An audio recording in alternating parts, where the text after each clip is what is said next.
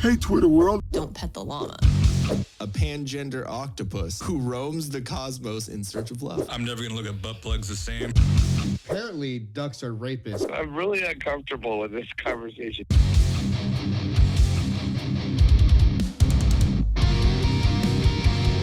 Till Death Podcast. Brought to you by Till Death Studios and Violent Vibe Tribe.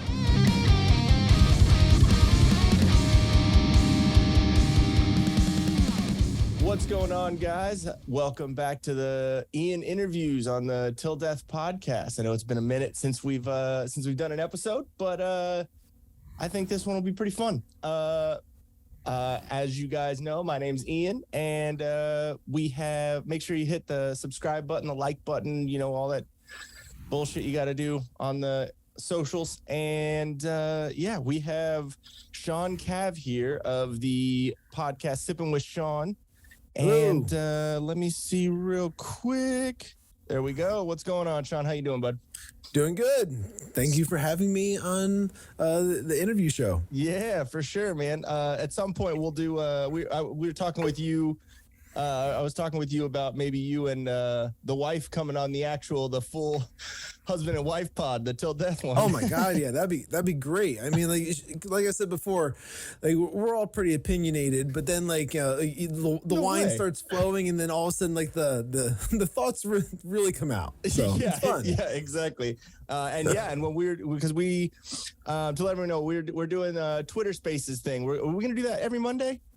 You know, I would like to. I think that'd be fun. I was just doing like a live chat for Sippin With Shawn, and I think we kind of like made it like a Monday thing. That'd be awesome. I know, we have a holiday coming up on Monday, and the best holiday.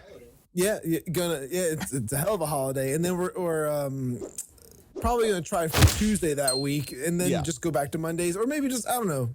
Maybe just try and do one on Monday. Yeah, I think Monday is a short one, a short little one, like a half hour on a Monday. What's so hard about that? Yeah, I mean, I'm just to fill you in. I am. I think I was talking to you last night. I'm the housewife, so my job is here at home. So I have all the time in the world. So if you want to go an hour, you want to go 2 hours, that's all up to you.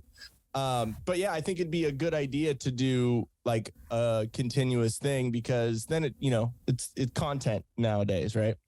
Oh my God, yeah, it's just constantly having to crank out material and keep things fresh, or just like I don't know, just be entertaining of some sort. Yeah, exactly. It's a little tricky to keep up on it. Yeah, we haven't put out an episode in 2 months, I think, something like that. It's been but that happens.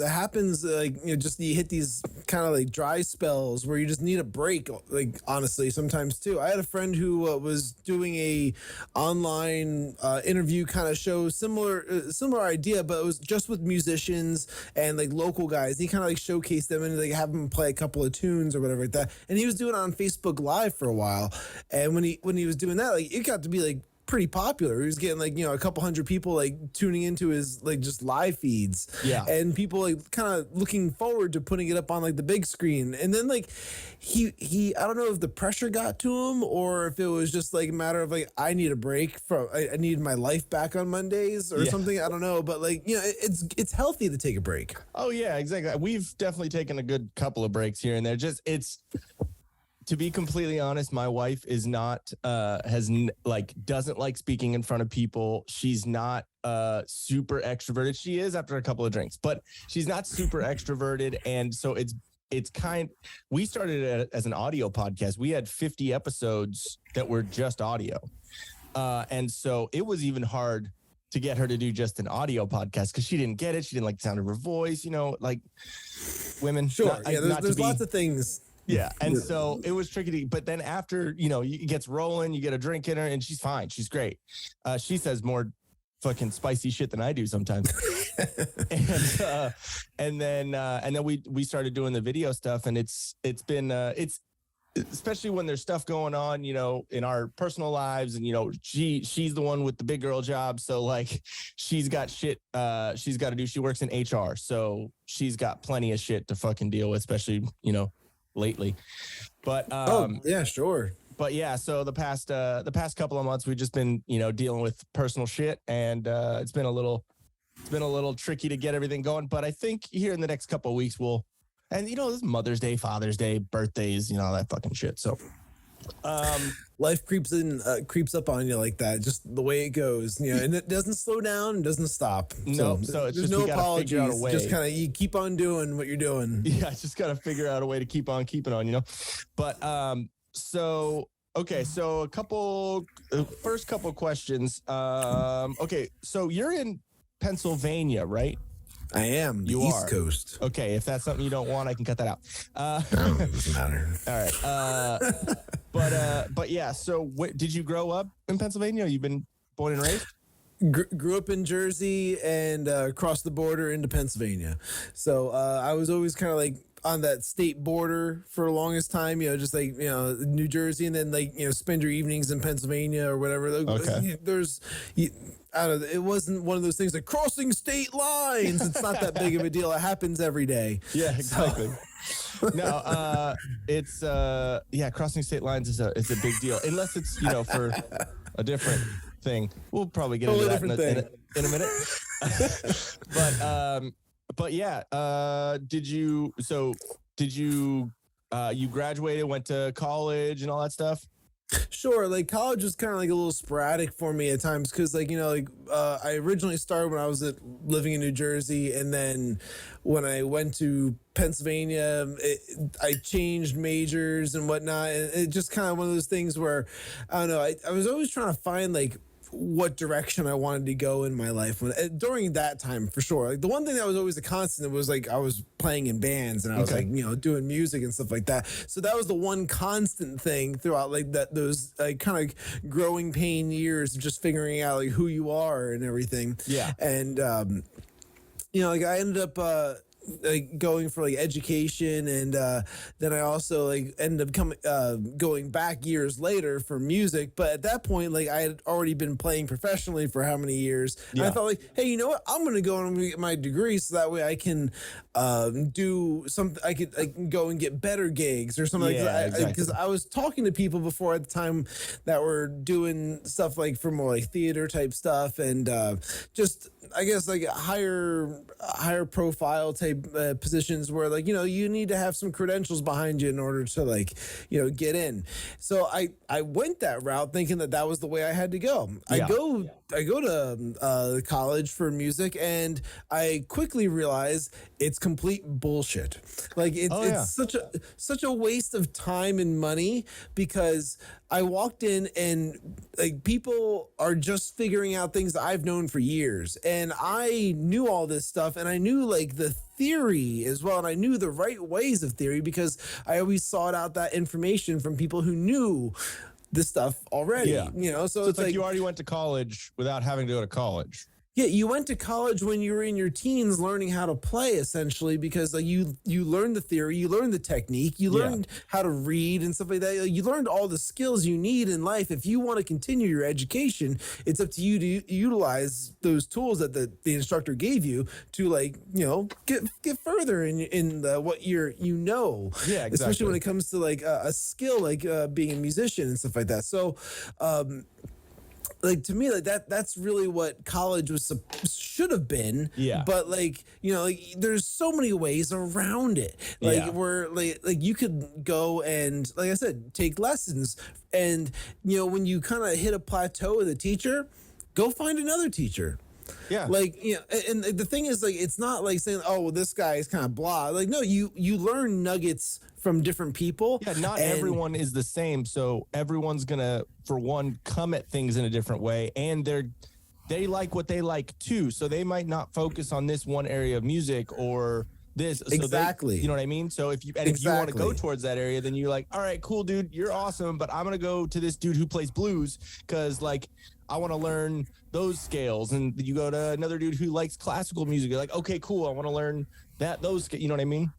Yeah, oh, absolutely. It's just that, like, where like you get those little nuggets of knowledge, and it's up to you to be able to apply them and understand them, and essentially tear them apart and figure it out for yourself. Like just, and then the best way I always found to really reinforce what you know and what you don't know is try to teach somebody what you think you know. Yeah, exactly. And, you're like, I'm a dumbass. yeah, it's like as soon as you start hearing yourself talk, you're like, man, I don't know what the hell I'm saying. Yeah. Or you're like, okay, no, maybe I really do know what the hell I'm talking about. And you become more confident, and then you figured out better ways of explaining it, or like any type of thing like that. I don't know how many times I've explained the Nashville number system to people, and like they're still kind of like, what? And then like I just kind of rehash how I tell them, because I've taught it so many different ways that like now it's like, all right, that didn't work for you. Let's try this way. Or let's do it that way. And then that also goes back to like my education background and stuff like that. So like,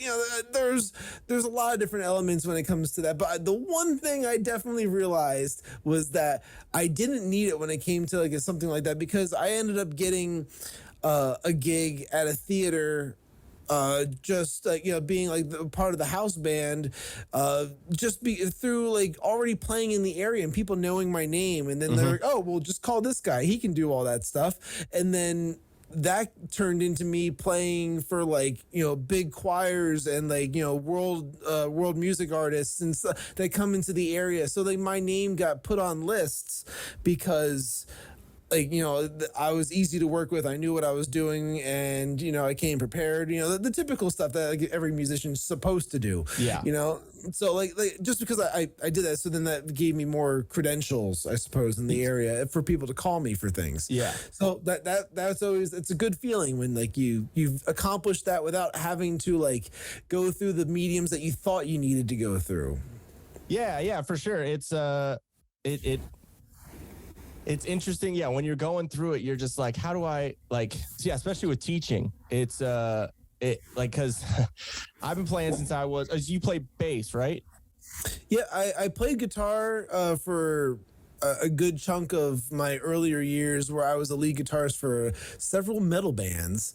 Same here. And yeah, that was just the thing. I was like, just like shredding away. And, one day I picked up a bass guitar, and, the guys in the room's like, no offense, but like, you really sound good as a bass player. Yeah. And I was like no really? Offense. Yeah, no offense, but like you sound really good as a bass player. And I was like, oh, okay. And then they were like, you're like, well, fuck you, dude. And then they said like, oh, well, even like your guitar solos kind of sound like bass solos. Yeah, like the way you approach it. Yeah. The way you approach it. So I was like, okay, well, I'll just give it a shot. And the thing just kind of like clicked for me. I was like, okay, this is fun. And like, you find that there's more nuance. For me personally, I would say there's more nuance when it comes to bass than there is to guitar. But that's blasphemous. Yeah, exactly right. I'm an asshole, apparently. That's unacceptable. That bass could it's only 4 strings. How could there be more nuance for a 4-string instrument when that one has 6? Well, true. And also like with guitar, there's a little bit of, I mean, obviously there's, shreddy little leads and noodly little leads and stuff like that. But like you can have a lot of like chords can kind of mask a lot of other things. So if you play a lot of chords, then it's like, yeah, it sounds great. It's not like 3 notes, 4 notes at the same time, and it makes this good sound. But playing a bass and playing like a bass line, it can be a little bit, I can have a different feeling, evoke a different emotion. You know what I mean when playing it. I don't know. The best emotions. Yeah, exactly.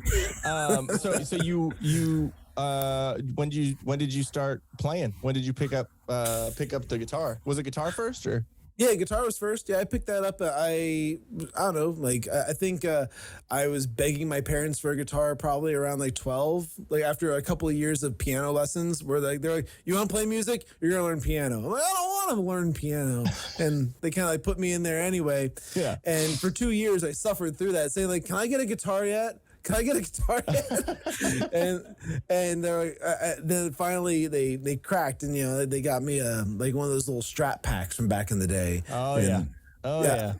I loved it. I loved that thing so much. Yeah, and I played it till it broke for sure, and and when it busted, then it was time for like something new for sure. And like and just little increases as time goes on. Yeah. Eventually, they're just like, you know what, you're on your own. Figure it out. Like if you need another guitar, yeah, this is getting expensive. You gotta get it. When I was 8, or when I was like, there's video of me when I was like 5 or something saying, I want to be a rock star, like blah, blah, all that. Because I mean, being a kid, how far can you really take that? You're like, someone sees someone on TV, they could see fucking some, kid show with a rock band on there and I want to be a rock star. But no. Yep. And then when I was 8, my dad took me to see Van Halen. It was cool. Van Hagar, but still, it's still just Eddie. as good. Don't shit on the experience. It sounds great. Yeah, and so went to go see Van Halen, and then and it was Van Halen and Skid Row, and Skid Row, their sound was horrible, and I only say that because my dad said it a bunch of times, so I'm just I don't really remember if that was the case, and so but then. When Van Halen came out, it was 4 Marshall 4x12 stacked high across the whole back of the stage, typical Van Halen. And Eddie came out with his EVH, his Wolfgang guitar with a cigarette smoking in the headstock, and came out with a power drill and was playing, I think it's Judgment Day or Pound Cake. Yeah. I forgot which one it is. And I just remember being 8, like, what the fuck, dude? Like, like I'd seen guitar players before, obviously, but like I just saw that, I was like, what is he? I want to do that. And so I just looked up at my dad, I was like, hey dude, so I want to do that. started smoking. Yeah, exactly.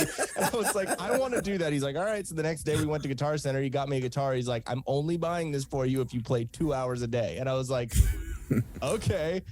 We had some arguments, here and there after that, because I was a kid, but of course. But I mean, like, yeah, that's a great experience for just learning, like when you first wanted to like pick up the instrument, like I want to be able to do that. That's exactly. Awesome. You like look to one like particular moment. And then my dad had I forgot how he knew this dude, but my first guitar instructor, his name was Brett Ellis. And he was actually third in line, like when Randy Rhoads died and they were trying out new guitarists and they got Zach Wilde, or when they got Zach Wilde, because I think there was someone else in between Randy Rhoads and Zach Wilde for a minute.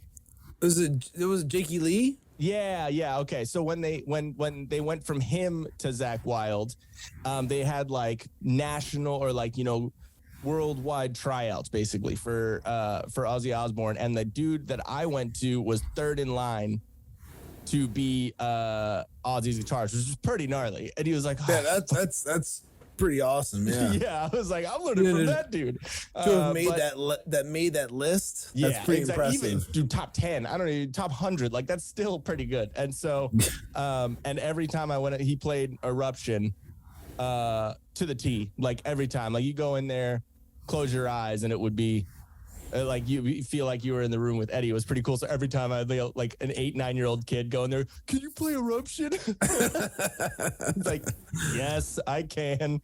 But yeah, man, it's interesting to like look back too, because I've taken a couple years off music.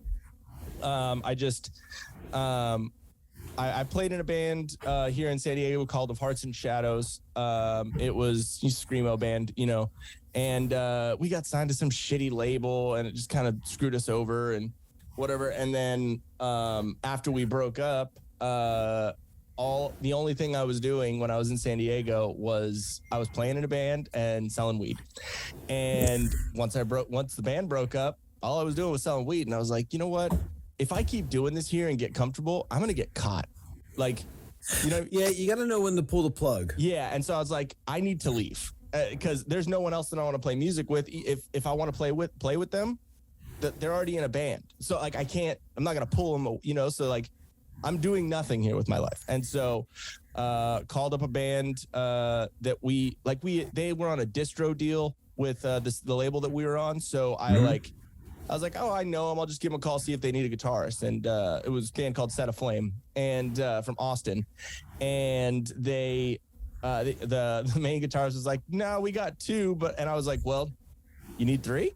And and he was like, well, I mean, it sounds like it might be a cool idea. Like, don't move out here or anything. Like, just, you can come out, you can, fly out and, try out if you want, and blah, blah. I was like, okay. So I got off the phone, and my girlfriend at the time was living up in Chico, like 10 hours north.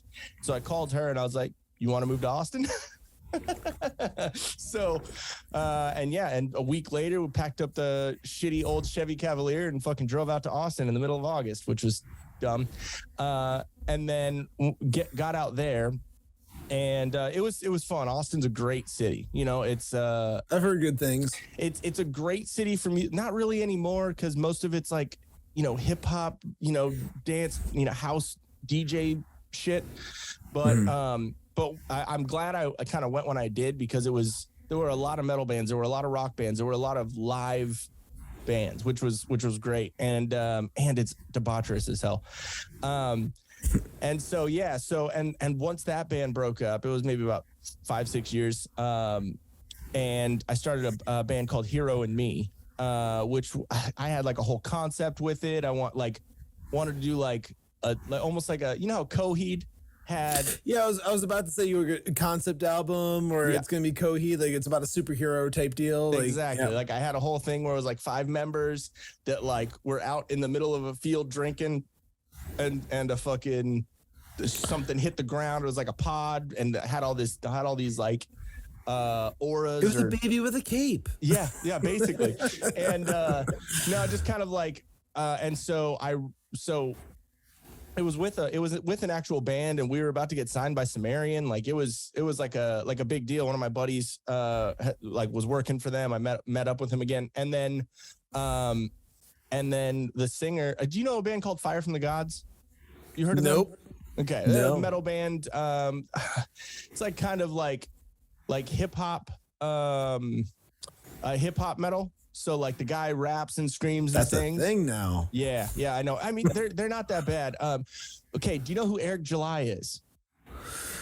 No, man. I mean, like all these metal bands. There's so many freaking metal bands, and half the time when I see their logos, I can't read what the font is. Yeah, So exactly. I don't know. I don't know what that says. I like the shapes. Yeah, exactly. Like it looks aesthetically cool. Can't read it, but yeah, no. Eric July now he's on the Blaze TV. He's okay. He's an ANCAP. So but he was the singer for Fire from the Gods for a while, and then they got a new dude, and then once they got the new dude, they were signed to Rise for a while, like big old deal. And what they had when they had Eric July was like kind of a 2-singer thing, and the singer for Hero and Me ended up going into their band, so it just kind of dissolved our whole band. And Gotcha. And then they got our guitarist as their drummer. It was this whole fucking thing. So I just again, all I'm doing is, I wasn't selling drugs. I was just doing drugs out in Austin. And so I was like, okay, all I'm doing is just doing drugs. And I'm not in a band anymore. Like, so I need to leave. So I came back home and, tried doing my own thing, recording it all by myself. I got this whole setup, not to do podcasts or not to do video stuff. It was literally to start doing like an audio kind of studio thing.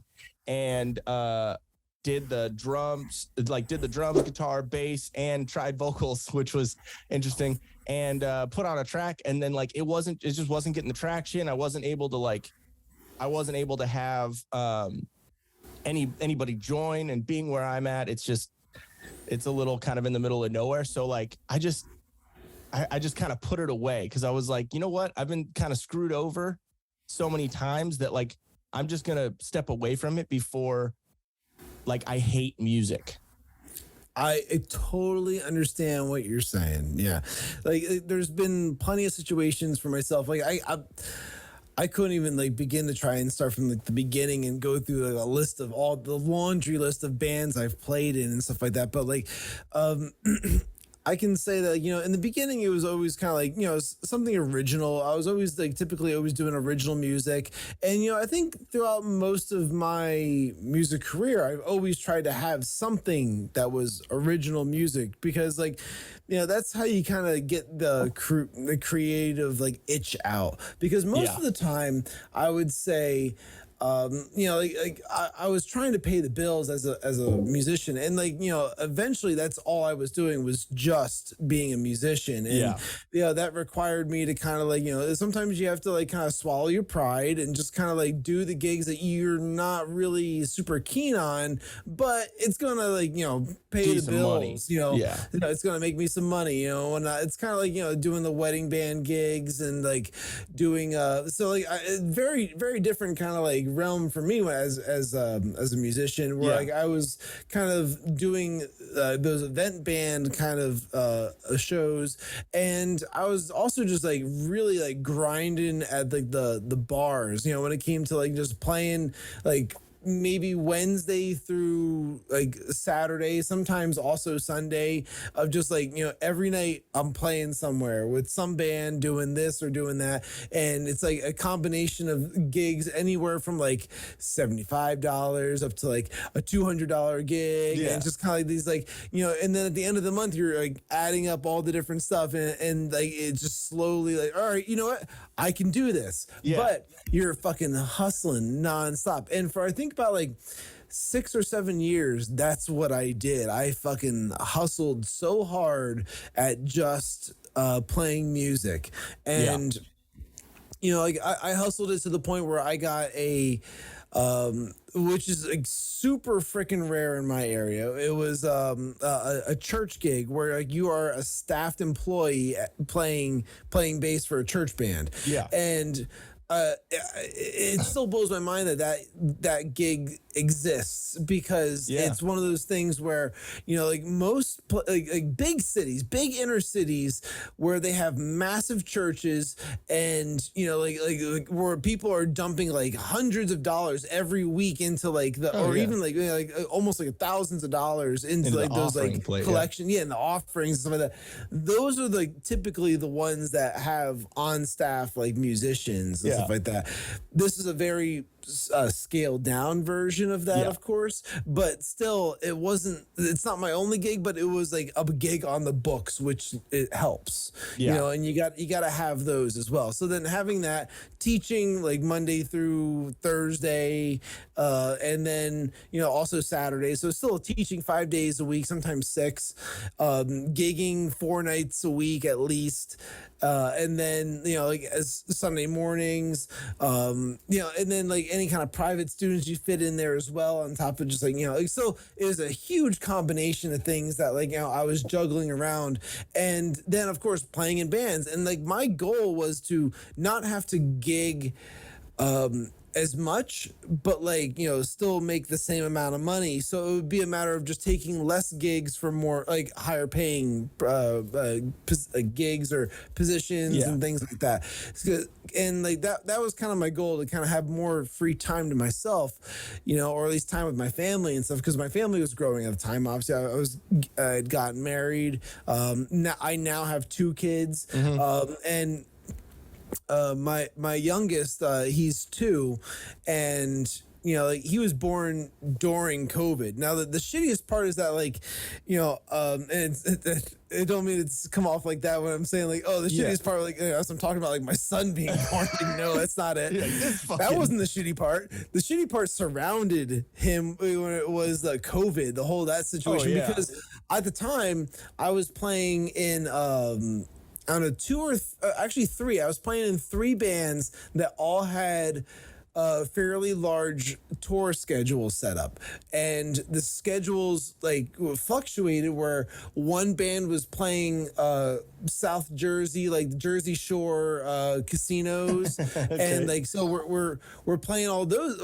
We have the schedule for playing all of those casinos, and big event centers where it's I'm making $250 to play for an hour. It's all right, I can do it. That's nice. Yeah. And then I had another band which was all original, that was doing listening room kind of tour, going around the tri-state and Northeast, where they planned on just doing these smaller kind of intimate concert type things, which was going to be awesome. I was really excited about that. Yeah. And the third band was which there's a really interesting story that goes behind this band, which I'll get into at some point. Yeah. but like it was a young girl pop artist. I was in her backing band, and that one was doing national tours. Again, hey, I swallowed my pride in order to like play music and get it done professionally. Yeah, you're like, can I like wear a hood? Like something. So like it's like one of the most interesting like stories I love to tell, this one, because like I never would have expected the things that happened because I chose to do this one gig the one time. It was like, so I was hunting around for a new band, to be honest, because like the one cover band I was in, I could see the writing on the wall. Like shit was kind of like people were dissipating and like things weren't being booked correctly. So I was like, you know what? I think I should probably try and find work elsewhere. So I kind of put the feeler out there, and I talked to a few different of my buddies who are already like in, you know, established bands and stuff like that. I told them, like, hey, you know what? If you know anybody who's looking for like a solid bass player and a professional and all that, blah blah blah, all that stuff. I have my own equipment. Like that's like. So many bass players don't have. They're like, I have a bass. So, I have a driver's license. I have no felonies. I'll just plug into the PA, right? Like that's. So like, I told them that, listen, like this is who I am. This is what I'm doing. If you know anybody, give them my number. Like, okay, we'll do. And then like less than a week later, the one guy who like I love him to death, but he's a degenerate, and like the guy has just got so many freaking issues. But he was the one that followed through. Of all the people I put the word out to, he was the one that called me. And he was like, hey, I just talked to this lady who's putting on this concert. She needs a backup band for all these young girls. And I was like, well, what do you mean? What is this? And it's like, well, it's like a showcase, but they need a house band that's going to play all the songs. Oh, okay. Well, like, what exactly is it? So it was focused around like 2 or 3 of the girls, but like these are all like 11 to like 13-year-old girls that are going to sing like Disney songs. And like literally like the Disney princess type shit. And like these girls apparently were also casted in like Disney series, and like they were in like don't ask me how this guy got this gig or how, I don't know. Wait, hold on, there's degenerates that work for Disney? That's weird. Well, that's another crazy thing. He doesn't work for Disney, thank goodness, but like he definitely had the inside track for this gig because he knew one of the moms of a girl that was performing in it, and they were looking for musicians or whatever. So as this thing's going on, like I end up finding out like these girls like act on like Disney shows and they're in commercials, and like they're all like connected in the industry. Like, and these are young girls, and they all talk to you like they're in their 20s. Like it's weird. Like, are you autistic? But like, you know, they're all just normal. They all just kind of like they're super on it all the time. And that to me was like, it's like that. Is there something wrong? Like, but like then they're no, that's just who they are. They're on the spectrum for sure. But yeah, so like I got the gig. I go and I had to learn like, I don't know, like 25 some odd like different Disney songs. Interesting.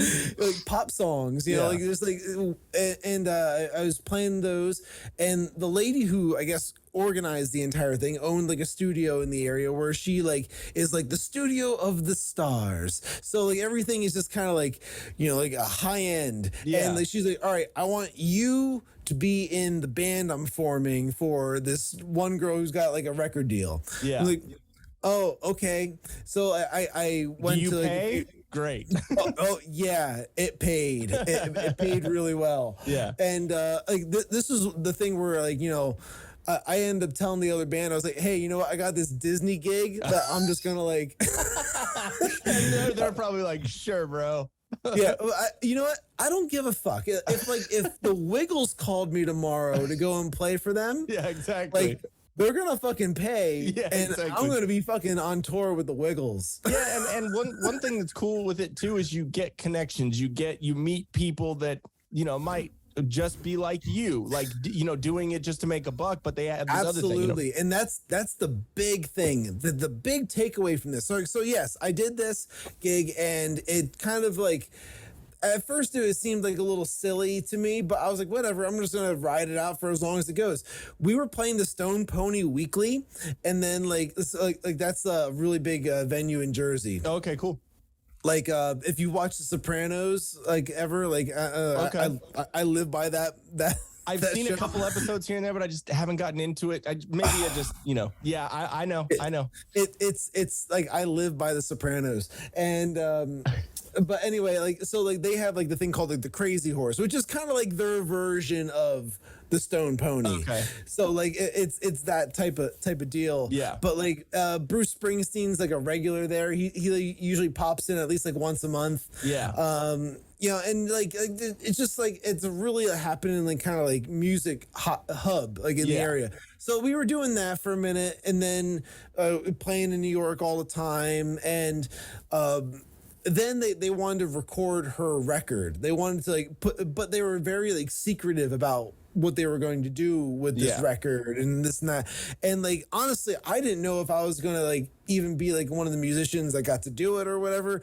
And then they're like, all right, yeah, we're gonna have you come and you're gonna do like the recording with the studio band. And because they didn't use like any of the other players from like the backup band, they just used me. Yeah. And it was over at and I don't know if you're familiar with this guy, Dave Rosenthal. Are you familiar with? He's the keyboardist for Billy Joel. Oh, okay. I was recording with him and the guitarist from Billy Joel as well. I think he was with them for like 5 years or something like that. Because I mean, he switches a lot of players out. But Dennis Del Guadio is another big player that those names both sound real familiar.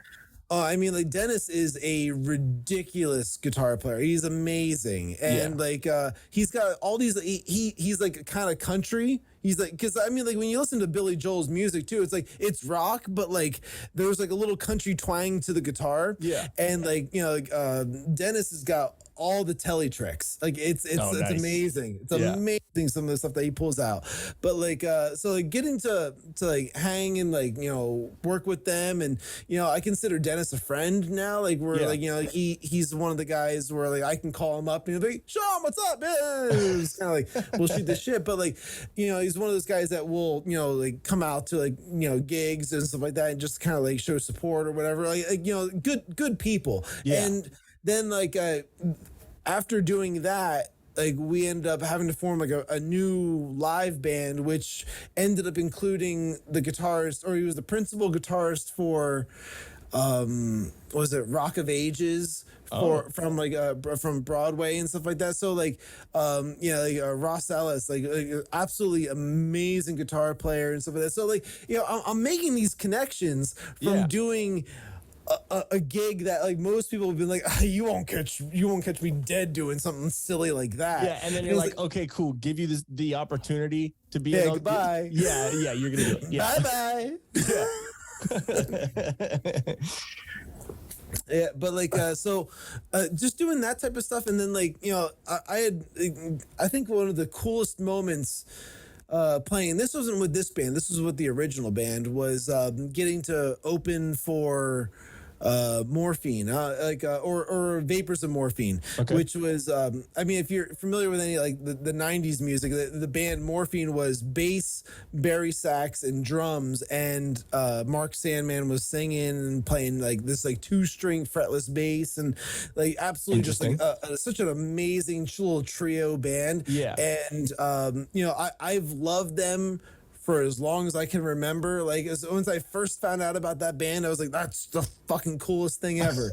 And then like we're gonna go and we're gonna open for them, because now they're vapors of morphine, because you know after Mark Sandman died in like 97, they took a break, and then they found somebody, just somebody kind of stumbled upon them and sounded exactly like Mark and plays just like Mark. It's like the weirdest thing, but like it's a spot on show, and like getting to open for them and hang with them and you know get to know them and stuff like that. It's really, really cool. So like, I don't know, I've been very lucky with my own personal experiences of what I like and the people I get to meet and like, work with. Yeah. Some of that, which is really fucking cool. So like, I don't know, it's one of those things where like, you know what, like, I'm going to take these stories with me like till I die. It's so awesome. It's cool too, because it's like, if you wouldn't have sacrificed what you personally want to do, like musically or your sound and all that stuff, then you wouldn't have transitioned into meeting those people or being in the opportunity that you're in now, Absolutely. Yeah. And like when I say like that original band that was like, we're opening for Vapors and Morphine, I want to say it's original in the sense where like somebody wrote the tunes, like it's that artist's music. Yeah. I wasn't playing like other people's music with them. It's like, that's their music. Yeah. I was like, I'm part of like their hired band. So I play the songs that they were writing. Like I'm still with that band, and now I am part of the writing process, which is nice. But like in the beginning, it was just, you have to learn these songs, we have to play gigs, so it was one of those scenarios. So I'm still playing other people's music. Yeah. But I was, getting to do things that I really enjoy. And like, that's why it kind of always bothers me when people kind of shit on like cover bands and stuff like that. It's like, you know what? Yeah, cover bands, like playing the bars and stuff like that, you don't really get anywhere with that. But at the same time, you don't know. You don't know what you're going to miss out on if you say no to a gig at sometimes. Yeah, like I understand if you say no because like, time constraints or like, what you're willing to do. But at the same time, if you just always say no, you're never going to find out what that yes would have led to. Yeah, exactly. I mean, it's like I was saying, it's that sacrificing this to get, this. It's like, it's putting in the work too, like absolutely. I was in a, it's always an interesting story to tell this one. I was in a cover band with my mom and 5 of her middle-aged women friends for a while. They like my stepdad was always he was a radio disc jockey down in San Diego forever. Like he played drums when he grew up and then started doing radio. And he was like program director for one of the the kind of rock stations, folksy stuff.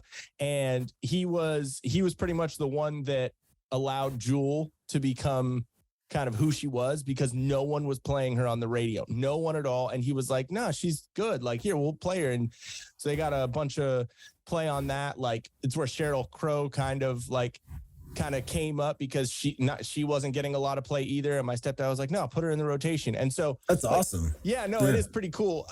But yeah, so he was in radio for a while. And when he went to Palomar College, and this is just smaller, like community college down here in San Marcos. And he did like video production and stuff too. So now that, so after my mom, or on my mom's 50th birthday, which was, I think in like 2013, maybe. I'm bad with ages, and dates, but yeah, I think it was like 2013 or whatever. And so I was still in Austin, and so my stepdad flew me and my fiance at the time, not the same woman I'm with. That was a whole big reason why I left Austin too, because we broke up, whatever. Side note. And so I understand. Yeah, dude, it's like you break up and you're like, I see them everywhere, I need to leave. Like, and so, but anyways, my stepdad, he flew us out for my mom's 50th birthday party, like rented out one of the wineries out here, and like it was a whole big deal. And so no one at the party, and he was like, hey, I want you to play. We're going to have because a lot of our family members are musicians and, whatever. So we kind of did like a family kind of band thing. We played like maybe 15 songs and, kind of switched out here and there. And I played a couple songs in this. And then my mom had picked up the drums because my stepdad had like taught her a little bit, and picked up the drums and played 2 songs. And I forgot which ones they were. I think it was that Kid Rock song that he made sound like Sweet Home Alabama. Yep. Okay. That one. And then And that, yeah. And of course, you know, I'm the long haired, you know, stoner musician looking dude. And so, you know, every time they said smoking funny things, everyone in the crowd like looks at me and I'm like, yeah, whatever. And I'll be the butt of that joke. And so, and then it was, I forgot exactly what other song it was, but anyway, so she played 2 songs and she really liked it. So I went back to Austin and I guess she had started, you know, wanting to play more and do all that. And then, my stepdad started my stepdad started kind of like a video production, like studio kind of thing. He called it Back Nine Entertainment.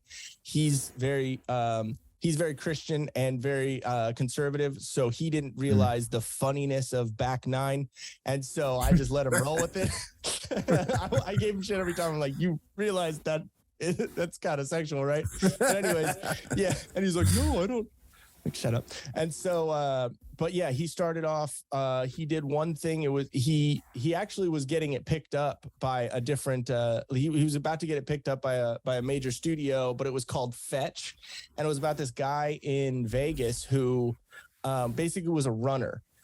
So anytime a big name would come into Vegas and go to a hotel, they have runners that go get them this or go set them up at, you know, this hotel or with this, you know, the Gophers. Yeah, the Gophers. Yeah, there we go. And so this guy had been a gopher for decades. And so he had so many stories. So it was kind of like a scripted reality kind of thing that he was doing. And they almost got it picked up. And then kind of creepy. My stepdad got a thing from the Freemasons. And sent him a letter, the whole deal, and said, hey, we want to, you know, have you be a part of this. And this was all as this stuff was going on, you know, as the Fetch stuff was going on. And then he was like, nope, I'm good. I don't want anything to do with that. And then everything fell through. Like, it was really weird, the timing of it. So he was like, well, I still have all this stuff going on and I want to like kind of, you know, I still want to go for it. You know, obviously that's not going to work. And so he started this thing called Music Man's Ladies Band. And okay. Yeah. And so it was my mom and 5 other middle-aged women between 40 to 60 that all had started playing music like at that time. So it was kind of like a scripted YouTube reality show. It's on YouTube right now, but my episodes, I'm like season 2. And on season 1, it was this guy, Steve, who's a total tool bag. But fuck Steve. Yeah, fucking Steve is such a douche. And yeah, people are like, oh, are you on there? I'm like, yeah, but that's not me. I'm not like nothing like that. So anyway, so they started that like before I left Austin. And so it was going on. I kind of heard, like, I was a shit son when I was out there. I didn't really ever talk to my mom. Like, it was just, I was kind of over, that's, you know, family backstory stuff. But so then, you know, once I was moving away from Austin, like, I had a whole plan. I was gonna like go live in like Oakland with this chick that I started dating, and it was supposed to work out, and then that fucking fell through. Like, you know how life is, it just shit happens. And then so that's right. Yeah. And so I talked to my stepdad and I was like, hey dude, like, I need some place to live. I already didn't sign a new lease for this place. It's, you know, ending, you know, can I just come live with you guys? And so he was like, yeah, that's fine. And then, so yeah, my stepdad dropped everything because all my travel plans fell through too. So it was just like dominoes of bullshit. And so he's like, yeah, so he dropped everything, took a flight out, rented one of those expeditions or excursions or whatever, loaded up all of our shit, and we drove back with me and my fucking 120-pound big ass dog. And oh wow. Yeah, no, he was a shit. But yeah, so when we moved back, I was sleeping on the couch. They would have practice every, you know, couple of weeks. And then like they all were having issues with Steve. Like he was just kind of being a dick, or he wasn't really putting the work in or doing this. And so they would have like once a month, they would do like a shoot, and it would be all at the house. So I'd be there while everything was going on. And I remember when I knew shit wasn't going to go right, because my mom never cusses. Like, never. I've never heard my mom say damn, shit, anything. She walks out of the garage and comes up to me while I'm sitting on the couch and just goes, I fucking hate Steve. And I was like, oh, this is awesome. So So yeah, so they basically asked me to do it, and it was interesting because I used to teach like kids and younger people, I guess, when I was in San Diego before I went out to Austin, and it was weird to see the difference between a young brain and an older brain learning things, because like when you're a kid, your brain's like a sponge, you know what I mean? Like you pick things up quick, and then when you're older, like you're set in your ways, and it's really hard to get someone to like teach you something. Not saying it's not possible, but it was interesting. And being a dude and it being a bunch of women, it was like with me, in bands, someone's fucking something up and you're like, dude, what the fuck are you doing? Like, get your act together. You can't say that to a bunch of women. Yeah, no, you're absolutely right. Like, you have to kind of like mind your P's and Q's, as they say. Yeah, I didn't all the time. To a point, like there's a bunch of episodes that need to be edited and put together by my stepdad, because it just kind of fell through, like shit happened, whatever. And but there's a bunch of episodes in there, and I think 2 of the episodes are centered around me making one of the guitarists cry. Nice. Thank you. Yeah. Nice. I need to get a refill. What do you got, Makers? Yep. Nice. Well, that's why I've been sipping on Makers the whole time, but like I'm starting to run a little low. Yeah. So like I just texted my wife during your story. I was like, I'm just gonna see if I can get a quick delivery. Yeah, right. Just a little DoorDash. Yeah. Well, there's Uber alcohol. Did you know that? What? Yeah, so I just learned about this too. Maybe like in May when I was in Nashville for fun for once instead of work. Yeah. And I was getting Ubers to go and like get this or that, and like my wife was with me, and she goes to like the driver's like, do you know where we can just buy like some beer, because like everywhere we go it's so fucking expensive. Yep.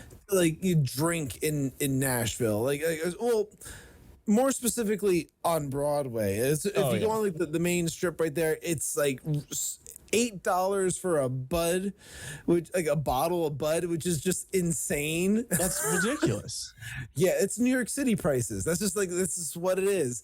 And like then like for her to get like a vodka tonic or vodka club, whatever, that's like $20 or no, not $20. It was like $12 or $14. I always ended up giving them a $20 bill or like $22. So it was constantly, like every time it's like, yep, here you go, here you go, and it's like, I would give them like a buck here, a buck there, and like they're making money hand over fist. Exactly. Like, they're like working as bartenders. It's insane, and like the bands there, they don't the bands don't get fucking paid, which is just insane. The fact that there's music 24/7 during or I think the bars close at like 4 a.m. or something there. Yeah. I'm not exactly sure, but it's like 4 a.m. and then they open up again at like 8 a.m. So it's like for like 20 hours out of the day, there is live music fucking happening there in every bar. And then like on top of that, it's like every floor of every bar there is a band. Dude. It's insane. Nashville is crazy. Like that is one story that I will always fucking remember from touring. Me and the band in Austin, Set Aflame, we went to Nashville, and it was when we were already on tour, and it was one of those tours where we were playing all the shitty places just to play 2 or 3 big shows. Like we played. I know the tours. Yeah, we played Transmission Fest in Worcester, Mass. And I hope I'm saying that right. But yeah, it was like one of those huge shows. It was like Straight from the Path and My Children, My Bride and Acacia Strain and like all the, huge bands. Oh yeah. I've seen Acacia Strain a few times. Yeah, they might be one of the heaviest bands live I've ever seen in my life. They are fucking nuts. And, but anyway, so it was like years ago, they used to play in like, one of the neighboring towns to me, Bethlehem, PA. They used to play this. I shit you not, like this tiny ass fucking place called the Globe, and like I think like we probably even opened for them at some point. I was playing at hardcore bands and metal bands, and like they literally would come from like New York and then come down and play. They're from New York, I believe, weren't they? I think so, right around that area. Yeah, they have that. I think type they were of like attitude. either Buffalo. They were either Buffalo or they were like was it outside of Brooklyn or anything like that? But like either way, so like they would come to Bethlehem and they would play this tiny ass little like apartment. It felt like it was a fucking apartment in a fucking house building. show. It was literally like a house show, but like that was the place to be like Friday and Saturday nights in that city. It was just like insane that like the types of bands that would come there. Do you remember the band It Dies Today? Oh yeah, I love. All that right, band. they used to come and play there, and like same thing with they used to always play at the Grange, which was like another like venue that was just like maybe like a half hour or so from where I currently live. So like it was just insane that like we like there's no way they're showing up. Like, you saw that name on like the bill, and like there's no way that band's showing You're like, up. okay, bro, all right. It's like, holy shit, that's them. They're right there. Like, so you're just like, oh my God. And then like, and it's the most brutal thing where you're like, the building's going to collapse today. Like, Oh yeah. No, they are pretty fucking awesome. There was another time that we got to play with them outside of Dallas. It wasn't Set Aflame. It was The Hero and Me when I had that going in Austin. We got to play with them again, and it was it was like the All-Stars tour or whatever that was for a while. It was back in like 2014. I think it was like actually the last show that I played with Hero and Me, which is kind of funny. But yeah, that show was like Acacia Strain, Icy Stars, like Moss to Flames, like all the bands that were kind of that's awesome, man. That sounds killer. Oh, it was and like fun. you played with them in Nashville? Yeah. So no, we didn't play with them in Nashville. We played with them in Worcester. But that's right, in Mass. Yeah. Yeah, but on the way out there, it was either on the way out there or on the way back. We were doing little shows here and there, and so we scheduled this show in Nashville that was there were five people there. Like it was horrible. And so but as we're setting up, we got there earlier, and so we were like, all right, like fuck it, let's go, run around and get a drink, here, go check out some Nashville sites. And so we went to like the Charlie Daniels Museum and like did a couple things, and we were idiots on tour. Like we were like everyone knew us as the party band. Everyone knew that if Set Aflame was coming to town, like or Set Aflame was playing a show, there was going to be some fucked up drunk story or like something going on. Like literally the band that was on tour with us, they were a band from Texas also. It was like more like kind of Southern metal. They were called Bonnie Blue. And they literally told us that if every one of you guys in the band and your tour manager are drinking at the same time, we can't drink because you guys are idiots and you're going to get us in trouble. And we were like, yeah, we'll take that. But anyway, so we're running around, and once the evening sets in and dark sets in, that's when all the demons come out. So dark setting in, we're having a couple drinks, and then evidently my drummer and my singer at the time, they went to this bar. I forgot exactly what it's called, but it's a 4-story bar. That's why when you said there's 4 stories of music and whatever, like it was this 4-story bar, and they walked in just to get a drink, and one of the bartenders, I don't know if you ever watched the show Shot at Love, was on. Sure. Yeah. Okay. Do you remember Chi-Chi? He was the one who cried a bunch, had tattoos all the way up his neck and all that. Probably. If I saw a picture, I bet you I'd probably remember. He was a bartender there. And so, and so my drummer and my singer were like, oh my God, this is hilarious. They're like getting shots of them. Like he's taking pictures with our album. And then the owner of the bar just ended up walking in at that point. And so, talking, drinking, how it all fucking goes. And he's like, well, are you guys here? You guys playing? Blah, blah, blah. And he was a very fucking weird dude. But, so he's like, yeah, if you want to come play, we have like a metal bar, like on the 3rd floor. And we're like, well, we have this other show. He's like, well, fuck that show. And I was like, well, we still, we said we'd play. We were like, okay, we'll play afterwards. We're like, okay. And so we went and we played that show to 5 people at the other bar. And then like literally we didn't put our stuff back in the van. It was like 5 doors down. So we just like took it out of there and set it up like in the other place. And so we played that show, and that dude was crazy. Like so the bar downstairs was like a Coyote Ugly type bar. Like there were.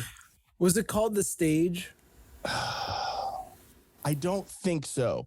Okay, because that was one of the ones that stuck out to me, having like 3 or 4 floors to it, I believe. It could be now, or it could be recently, but like this was 2012, maybe 2011, something around there. So, wow, that's like fucking 10 years ago. Sorry, I just, you know when you're like, oh no, the time is setting in. Yeah, exactly. And so, yeah, so so the bottom floor was was like a Coyote Ugly type bar, like the chicks, the fucking push-ups, standing on the bar, drinking. I love it. Yeah, it was entertaining, and I was single. And then the second floor was like kind of like a hip hop more bar, and then the third floor was like had a stage set up. It was smaller, but yeah, no, it had like a metal bar type setup. And then I think the fourth floor was supposed to be something else, but I think that's just where he took all the women and did a bunch of coke. But good for him. Yeah. But so we played the show, and like me and my bass player, we had we ran back and forth across the stage, throwing guitars, doing all the stuff. Like we had the like wireless, the wireless systems, and we like literally would run up to the back of the bar, stand on the bar, play in front of people, and just annoy the fuck out of people, get people, stoked, and like taking shots while we're playing or whatever. And so anyways, so we are hammered, absolutely fucking hammered afterwards. And the bar owner loved us, like was around us the whole time, buying us drinks, fucking doing all this. And he had this one dude who was like his assistant or like something, but like didn't really talk, like laughed at a couple of jokes, but it was weird. We all were noticing like, what the fuck is up with this dude? And so, I think one of us were like, who's that dude? Like, he was like, oh, he's just one of my friends. And we're like, is it like one of your like friends? You know what I mean? He's like, I ain't gay, but my boyfriend is. And then grabbed him, and I'm like, what the fuck? Well, $20 is $20. Yeah, exactly. So I don't know, dude. It was fucking crazy. And then like my drummer who we all had this thing with him where we all had this thing with when you would get blackout drunk, it would be called zombie apocalypse mode, where you just like there's nothing behind the eye. You just get that fucking dead like look, 1,000-yard stare. Yeah. And you're just blackout. You don't know what you're doing. And so, my drummer at the time, his last name started with a K. So it was zombie apocalypse casting, so like it was Zack Attack. So he was full Zack Attack mode, like fucking getting up on top of the stairs, fucking headbang into like Cyndi Lauper. Like, you know what I mean? Like everyone's like, what the fuck is this dude doing? So everyone in the bar is going crazy. And the bar owner, because like I was saying, it was Coyote Ugly down on the on the bottom floor. So like the chick was like dancing and like shaking her ass to everyone else, and he like went up and underneath and turned his face to where like her hoo-ha was about right here. And me and all the other band members are like, this dude's fucking hilarious. Like that's where you go to another floor in the bar. I don't know who the fuck you're talking about. Exactly. Well, you're like, I don't know. Who's that guy? Yeah, exactly. And so, and one of the things too, on that bottom floor is they had like karaoke, but like they had the wireless mics and stuff. So like some of the people were getting up on the bar and, singing or whatever. And so so of course my singer, wanted to like do a song with Chi-Chi. So they fucking get up on the bar and sing Let the Bodies Hit the Floor with the two of them. So they're doing this. Everyone's like loving us, partying with us. It's like fucking nuts. And then at the very end, the guy says, okay, this is, after this song we're done, we're gonna be wrapping up, whatever. And my guitarist, who was he was like the dad of the band, and he was the one who drove, he was the one who owned the van. He would stay less drunk to kind of wrangle us all together, and we all knew that when he was hammered, all bets are off. So we lost him for 45 minutes. Don't know where he went. And so we're like, well, fuck it. He's not around. You know what I mean? So we're all hammered, and he comes out of nowhere. Like, he was a bigger dude too. Big kind of Mexican dude, long hair. And he kind of looked like Chino from the Deftones. No, not Chino. Steven, the carpenter, the guitarist. Yeah. And, Okay. Comes out of nowhere with a big fucking wizard hat on. And on the front of the wizard hat had a Confederate flag, right? So we're like, for one, what the fuck? Like, where did you get that? Like, you're hilarious. And so he comes out of nowhere, has that on, and he goes up to the MC of the karaoke or whatever. He goes, no, one more song. Let me do this. You'll be happy. We're like, why are you doing karaoke, Patrick? Like, what the fuck? And why does the MC have to be happy? Yeah, exactly. You'll be happy about this. Don't worry. Yeah, so we're just like, what the hell? We're like, this is gonna be great. Someone get out their camera. Oh my goodness. And so he gets up on the fucking bar, because he couldn't just stand on the karaoke stage. He had to get on the bar on this one. So he gets up on the bar, and all you hear is ding ding ding ding ding ding ding ding ding ding ding ding ding. And we're sitting like, oh my god, dude. Is he going to sing Queen? Nope. Even better. Sang fucking Ice Ice Baby without reading the fucking lyrics. Like, he knew it by heart. And me and, like, of course, we're all like laughing at this, hilarious. Like, this is great. But we're all looking at each other like, dude, why didn't you tell us you could do this? Like, we would have been doing this to fucking make money, like, on the road. Like, yeah, you need to have that gimmick sometimes. Yeah. Yeah, exactly. And so, no, dude, it was great. And there was Nashville is definitely one of those crazy cities. I don't remember prices because they were just throwing drinks at us. So I was like, oh, this is great. Yeah, I totally understand that. I was on vacation when I actually got to finally go and enjoy. I had never been otherwise, and I go down there a lot for work. I work in telecom, okay. So it's like all like wireless design and like engineering and stuff like that. That's like my day gig. Yeah. And, like anymore that's like, what I do for the most part, besides like podcasting and everything else. I still gig on the weekends and everything. But like, once COVID pretty much shut down every tour I was on, I was kind of saying like, oh, so what's going to happen now? Yeah. And I had a few years of experience doing telecom, like drafting and like, things like that for like engineering firms and stuff. So I had that background already. I'm like, well, a buddy of mine, I had a bunch of buddies that were still in the industry. Yeah. One of them reached out to me and was like, hey, I figure you're probably hard up right now because like not much is going on musically. I'm like, yeah, like, and the worst part I could say for the whole thing was the fact that like all of the tours I was on, none of it has my name in it. Oh. So therefore it's like you can't claim it as like missed income because it was all like sucks. So it's like all of that money and all like the opportunity that I had there, like I couldn't even claim it on unemployment. I was like, you gotta be freaking kidding me. This is insane. So I just kind of like, all right, well, fuck. Like then like when my buddy called me and said, hey, figure my things might be a little hard, like, if you want to come and do some of this again. Like, I was like, you know what? Better than nothing. Why not? Why not? It sounds much better than like teaching online. God, that's the worst.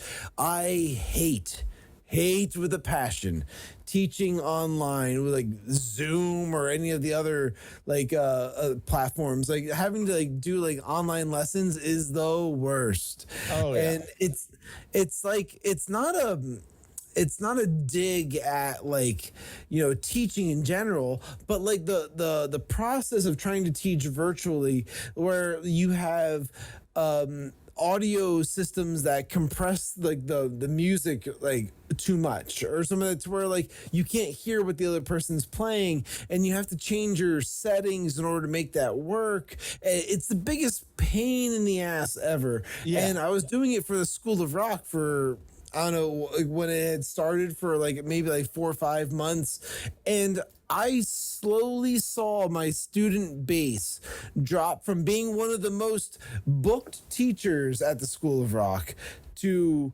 like I'm losing less and less and less. I'm getting less students. Yeah. And like it's not just me, it's the other teachers too.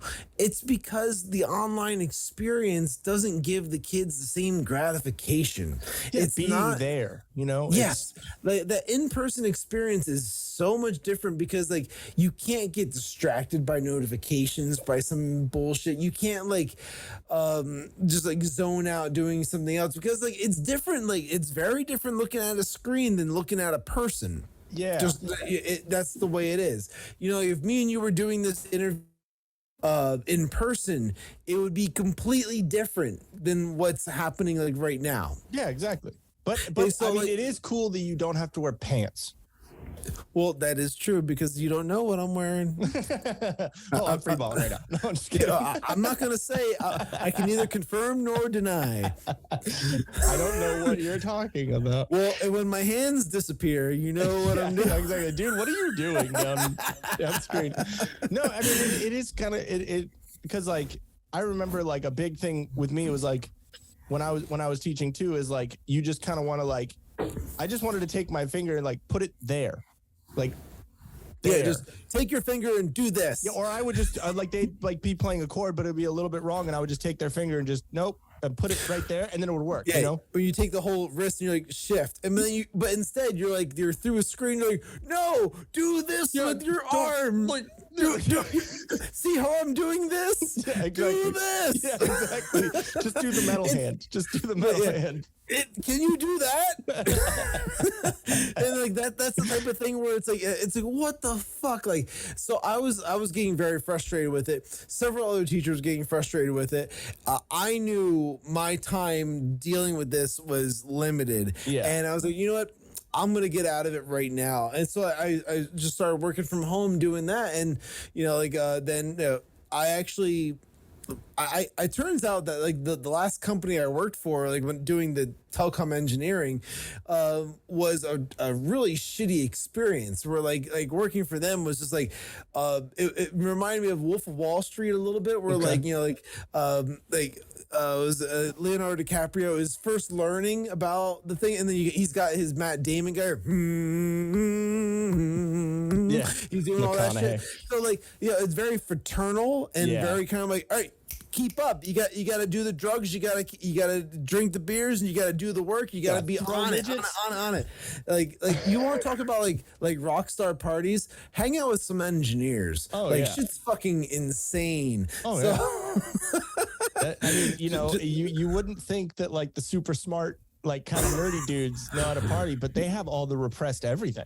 Oh yeah, and they figured out new ways to do the drugs. Yeah, exactly. Which is like the craziest part about like when you hang out with engineers, like, oh, I didn't know you could do that. Yeah, you're like, this is genius. Yeah, this is like, amazing. Well, yeah, they re-engineered drugs. Yeah, So like that. So it's like I was experiencing all that, but at the same time, it was a really shitty experience too, because like it's like all fun and games on the weekend, and then during the week it's just like painstakingly long hours, like just busting your ass doing that. Well, the company I was with, I moved to, was awesome, and like on top of that, like they were just like so chill and so calm, because like a lot of them are either southern or like out west, so they move a little slower. No offense, everyone moves. Oh, yeah. No, I mean it's a lot slower. Yeah, even in the South, like people are like super slow. You say, "Hey, can I get a rum and coke?" And then they're like, "Okay." 20 minutes later, they come back and they brought like the coke, and like, where's the rum? oh, you want to run with that? All right, well, you know, I'll be right back. 20 minutes later, Yeah, exactly. you know, like, then you get your rum and coke, and you're like, well, I'm ready to leave. Yeah. Like, and that's like Florida, South Carolina, anywhere South Carolina down. Like everyone just moves a little bit slower. It's the humidity. And almost It's the humidity. incremental as you move down like the states or like the latitudes. Like, it's like a little bit more slow. I don't know. I don't know how that works, but I think there might be some science behind that. Yeah. Closer to the equator, slower. I don't know. I think maybe. it's a humidity. It just weighs everything down. You know what? I'll go with that over anything else because I wouldn't want to say their mental capacity. I would say let's call it the humidity. Yeah, exactly. Hey, you know what? It works. Yeah. No, So like that's that whole thing. But yeah, like where was I going with all that? People moving slower. I lost my whole train of thought. It's engineers gone. partying. Oh, engineers. Oh yeah. So like, but the new company was awesome. It was fantastic to work for them. And like, you know, I've moved up like the ladder, as you will say, like to where like, you know, I have more freedom now to do what I want to do because, you know, I'm good at what, you know, at my skills. I you know, pay attention to what I'm doing. So Wait, therefore, hold it's on. You worked hard and then you got ahead? I'm sorry. Was that racist? I think that was very ableist. Ableist. That's the right word. I'm sorry. You know what? I shouldn't have ever said that, any of that. You know, it was all handed to me because I felt I deserved it. It was all handed to you because yes, exactly. Because of my privilege. Yeah, exactly. No, dude, it's I think when COVID hit, we were talking about this on the Twitter Spaces stuff. And if you are watching this right now and you've gotten this far and we haven't annoyed you yet, Twitter Spaces every Monday ish, we're gonna be on there doing Twitter Space. You can join. You know, if you're not doing Gregorian chants, then you'll probably be able to speak. But yeah, that's right. We already had one of those, and like, yeah, it's gonna be like me and Ian. We're gonna be doing like whether it's going to be Sippin With Shawn or we're going to create a whole new thing. Yeah. I'm totally cool with creating some kind of collage of like sipping till death or like whatever we kind of like merge of the things to where like, hey, you know what? Let's promote our things and let's like do a Twitter space where we invite people to come and talk to us. Well, I'm completely down with that because I like, you know, obviously I'm a politically minded person. I have my beliefs on it and all that. And, you know, my wife, not so much. She's definitely conservative. She definitely, you know, believes, you know, the way that I do, but she, you know, it's kind of good that I have someone else to like talk to about it because like, I mean, I don't know if your wife's the same way, but like they get annoyed. Oh, she listens to me, and like a lot of times, like it depends on how into the wine bottle she is. Like in the beginning, she's kind of like, okay, great. Yeah. But like towards the end, she's like, yeah, why is that? And then like she starts going on about her own things, you know. And so like things change like as the time goes on in the evening. Yeah. But for the most part, like, you know, when I bring up topics like, you know what, this is bullshit.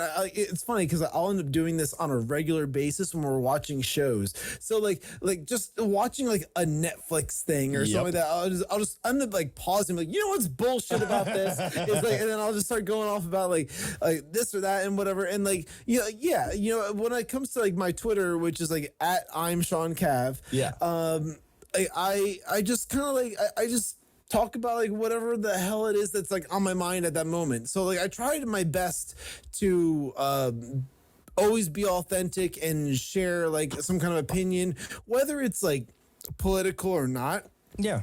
It's just a thought that's just kind of like, hey, you know what's up with this deal or whatever. Wait, whatever free it speech? is, or free speech. God forbid. Weird. You know, and you know, so doing that type of thing, like that's more or less where I've kind of like come around to Twitter.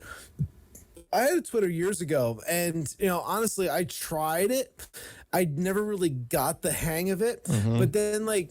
When Getter came around, I tried Parler, but I was not very like adapt still because I didn't understand Twitter, so it didn't matter about Parler or nothing like that. Yeah. Like I got on Getter and I for whatever reason, it finally clicked. I finally understood how this stuff worked.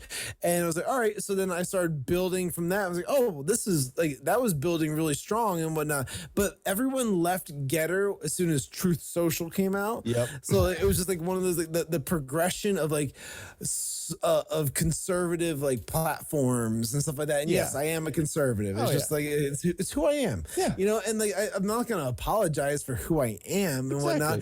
It's just like, you know, the thing is that there's nothing wrong with wanting less government or wanting like, you know, like smaller government. Let's just call it that. Not less, but like just it's like instead of having like federal government reigning over all the land, it's like, hey, you know what? If a state knows what the people want, then give the people what they want. The government is not my daddy.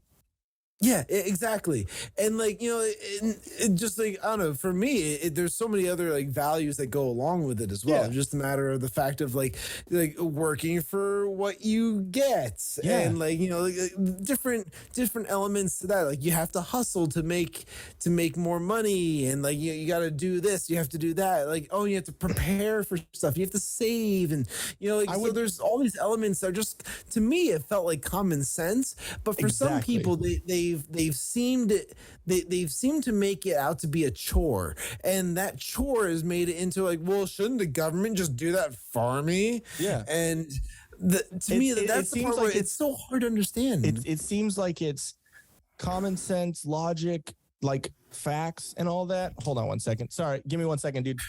Yeah. Looking for the phone. It's got a kitty and everything. Hold on, sorry. My wife. Hold on. Did you make it have a cat? No, that's just what it does. It's weird. Yeah, I know. Hold on. We're gonna pause. Still on live stream. Sorry. I'm sorry. This is going longer than you wanted. No, I honestly don't care. It's just she's getting off of work, so she's. Oh, okay, good. Yeah, that's good. Yeah. No, she's getting off of work, so like, no, honestly, that's the way we've always been. I guess, you know. Call me whipped, but I've always, every time she's off work or, you know, when I was working, I was off work, we always call each other. It's just we actually like talking to each other. I know it's a weird concept between that is weird, you know, married couples. What's wrong with you? I know it's weird. And this is funny. And like, literally not even like in a sexual way. Every single night that we've been together, I've tucked her into bed. She is a child, I swear.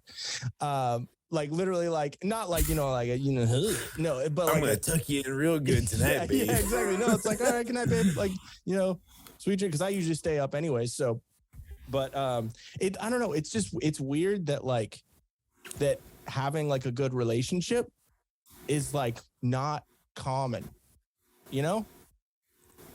Well, it's unfortunate that it's less common. I hope you don't cut any of this. No. I'm back. We're good.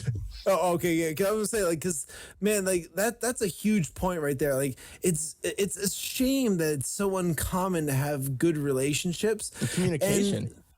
Yeah, it's a big part of it. And like, you know, I can think back to a lot of like the relationships where like they were like bad situations, and a lot of it you can boil it right down to communication. Yeah. And it's usually one person's communicating too much or too little, or the third option is the communication isn't direct, or like it's a miscommunication, let's call it that, where it's like, you know, it's more like kind of like you should have known this, or like my body language was telling you this but you should have done that because I'm a woman and it's opposite day. And like it's like to me there's a lot of things that boil into that whole equation. Well, the thing too is like, you know, like we were talking about, you know, the difference, that's what I was saying before, you know, my wife called, is I think the difference between the sides, which I mean, I guess you could boil down to, you know, so from left to right or from man to woman really too, is logic, common sense and reasoning, and feelings and emotions. Like it's like different sides. And then you could kind of say that with man and woman, because, you know, a man's for the most part, if they haven't had, too much soy, is based on logic and reasoning.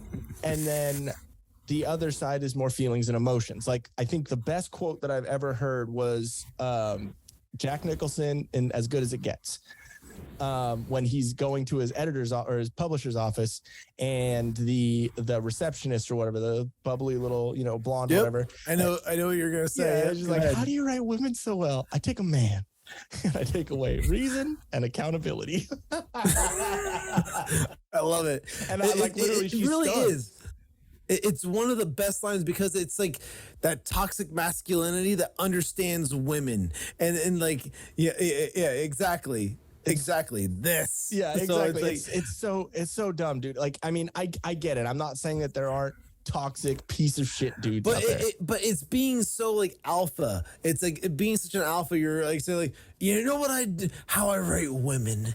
I write them by removing the logic and the accountability. Yeah. It's like the way he delivers it. It's just like it's so chauvinistic, and I love every element of it because it's like it takes confidence to talk to somebody and tell them their own flaws like that. And like it's like, you know what? You could be like us. Yeah. But that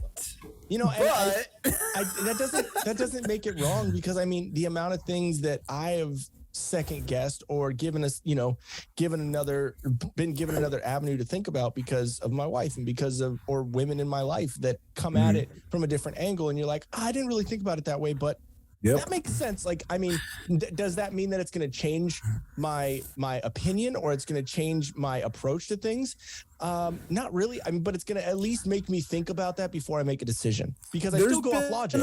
There's been a bunch of times. And this comes with having a good woman too, where like you will be swayed in a different direction because of their argument of like, if you say, well, I'm thinking about this and this is how I feel about this, and there's a, well, then they open your eyes to something completely different, and like that comes from like, a different perspective, different gender, different like upbringing. It comes from like so many different like aspects of it, but for the most part it comes from like an equal sense of like intellect as well, where it's like it's they're telling you like, well, there's also this very legitimate like side that you need to like see as well, and it's like, oh wow, I never would have realized that. And like that to me has always been like special as well, because like, like I joke around with my wife, like we crack jokes and stuff like that, and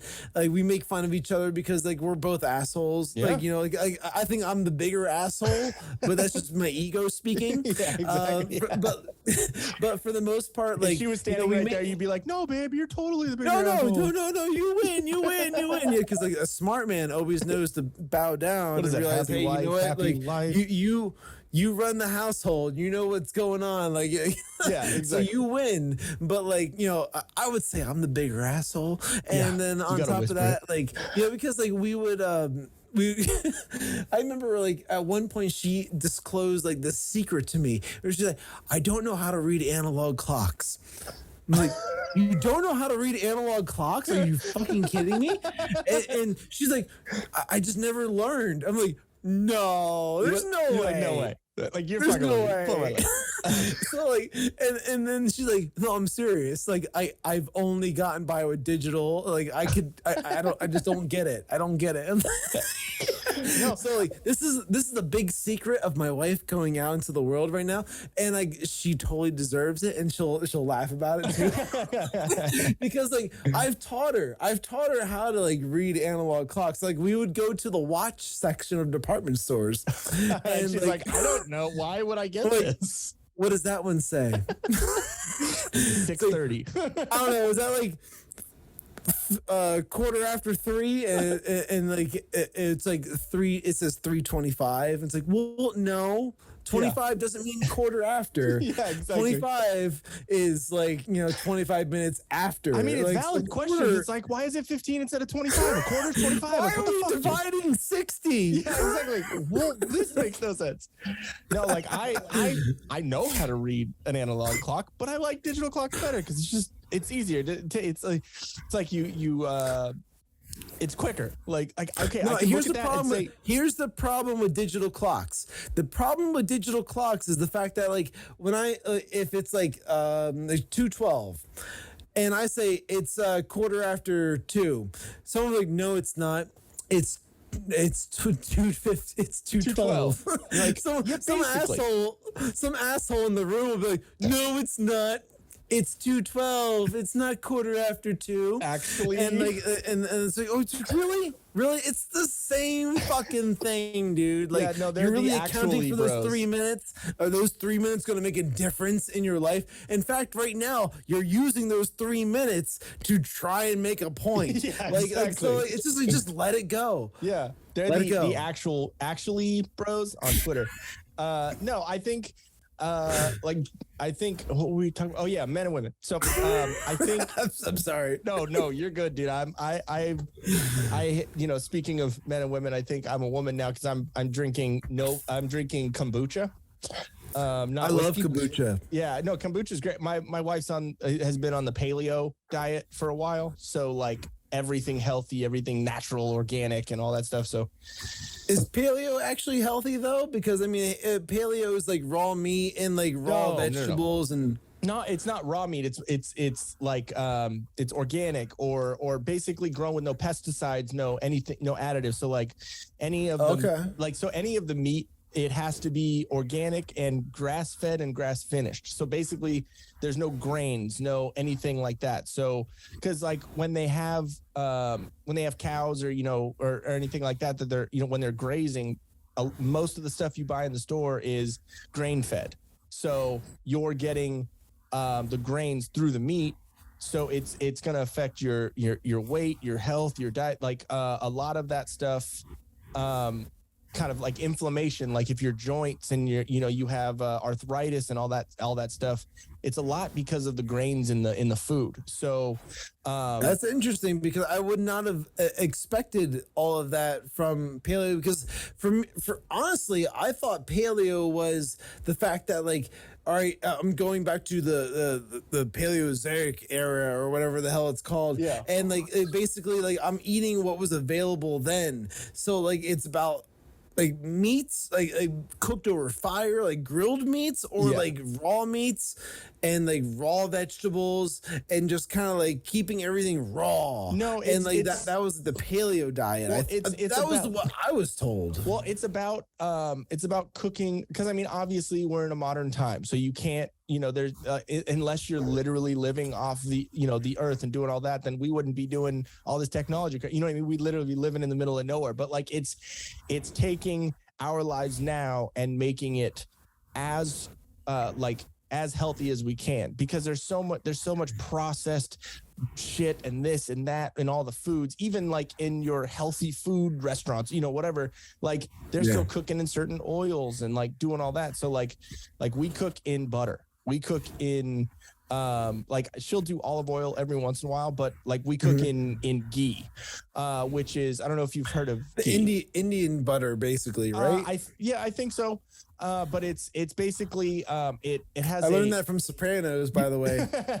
I'll have, dude. What, you using the ghee? Well, there you go. That's cured butter or whatever it is, and then that's where like the guy got sick. So no, I don't know if it's, I forget the terminology, if it's high smoke point or I think it's lower smoke point, which basically means like you can cook it at higher temperatures and it doesn't smoke because smoke is, and I know I'm saying that as I'm vaping, but smoke has carcinogens in it.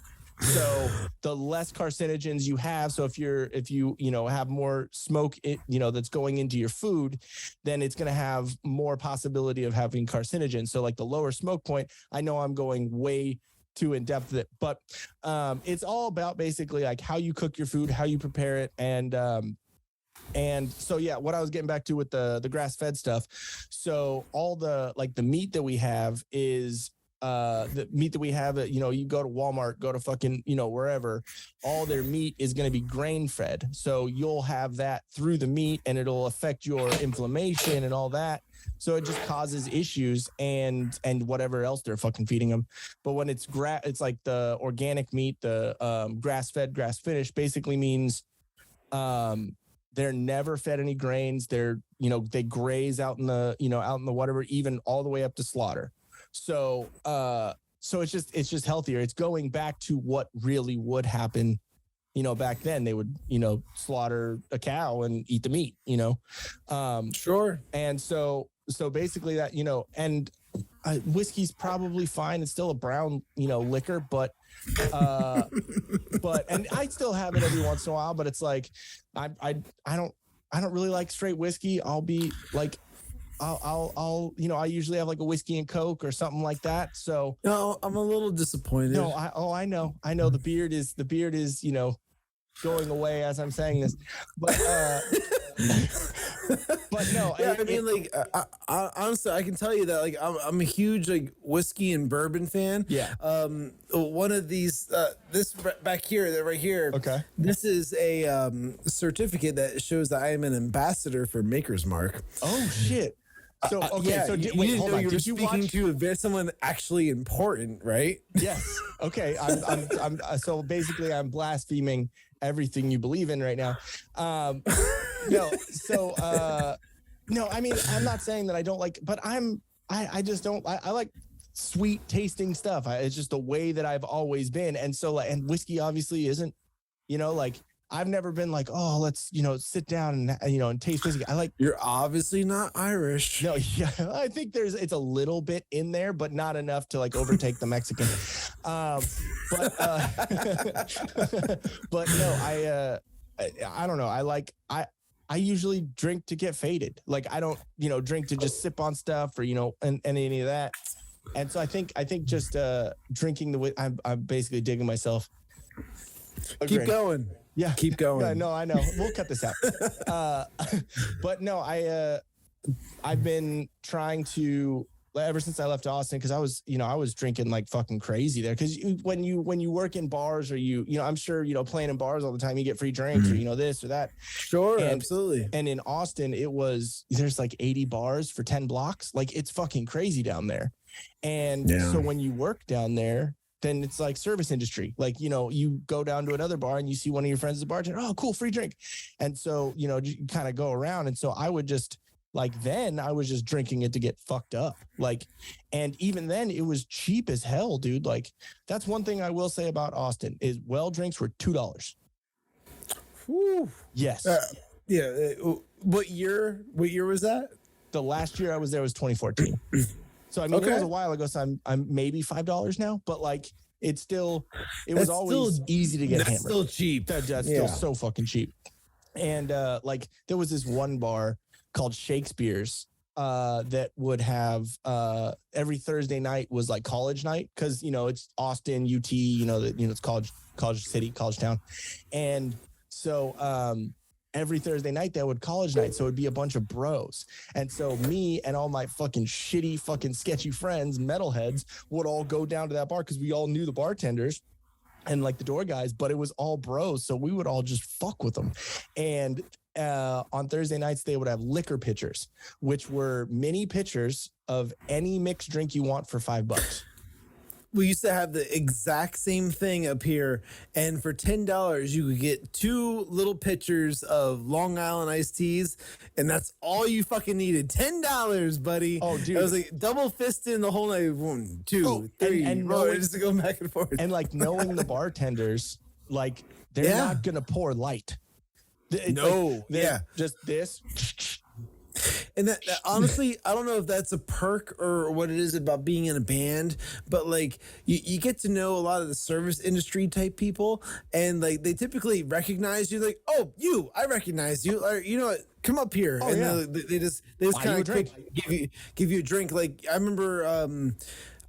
There's a bar like in my home city of Easton where I play pretty regularly, and you know, the one night I wasn't even playing. I was just kind of like in the area. We had a babysitter scheduled. Our plans had gotten canceled. So we're like, hey, you know what? Let's just go out to dinner and like, let's go to a bar or something like that. So like the babysitter stayed home with the kids. We went out somewhere and we just said, like, hey, you know, let's go to that bar I usually play at anyway. So we go over there and when I'm over there, like one of the bartenders recognizes me because I'm there at least once a month, sometimes twice a month. Yeah. You know, I'm pretty regular. They recognize me and they're like, "Oh, hey, like makers, right?" I'm like, that's it. Yep. So like they go and they bring me my makers, and then like they're like they bring me another drink, like and this is pretty common where they just bring me something random and like,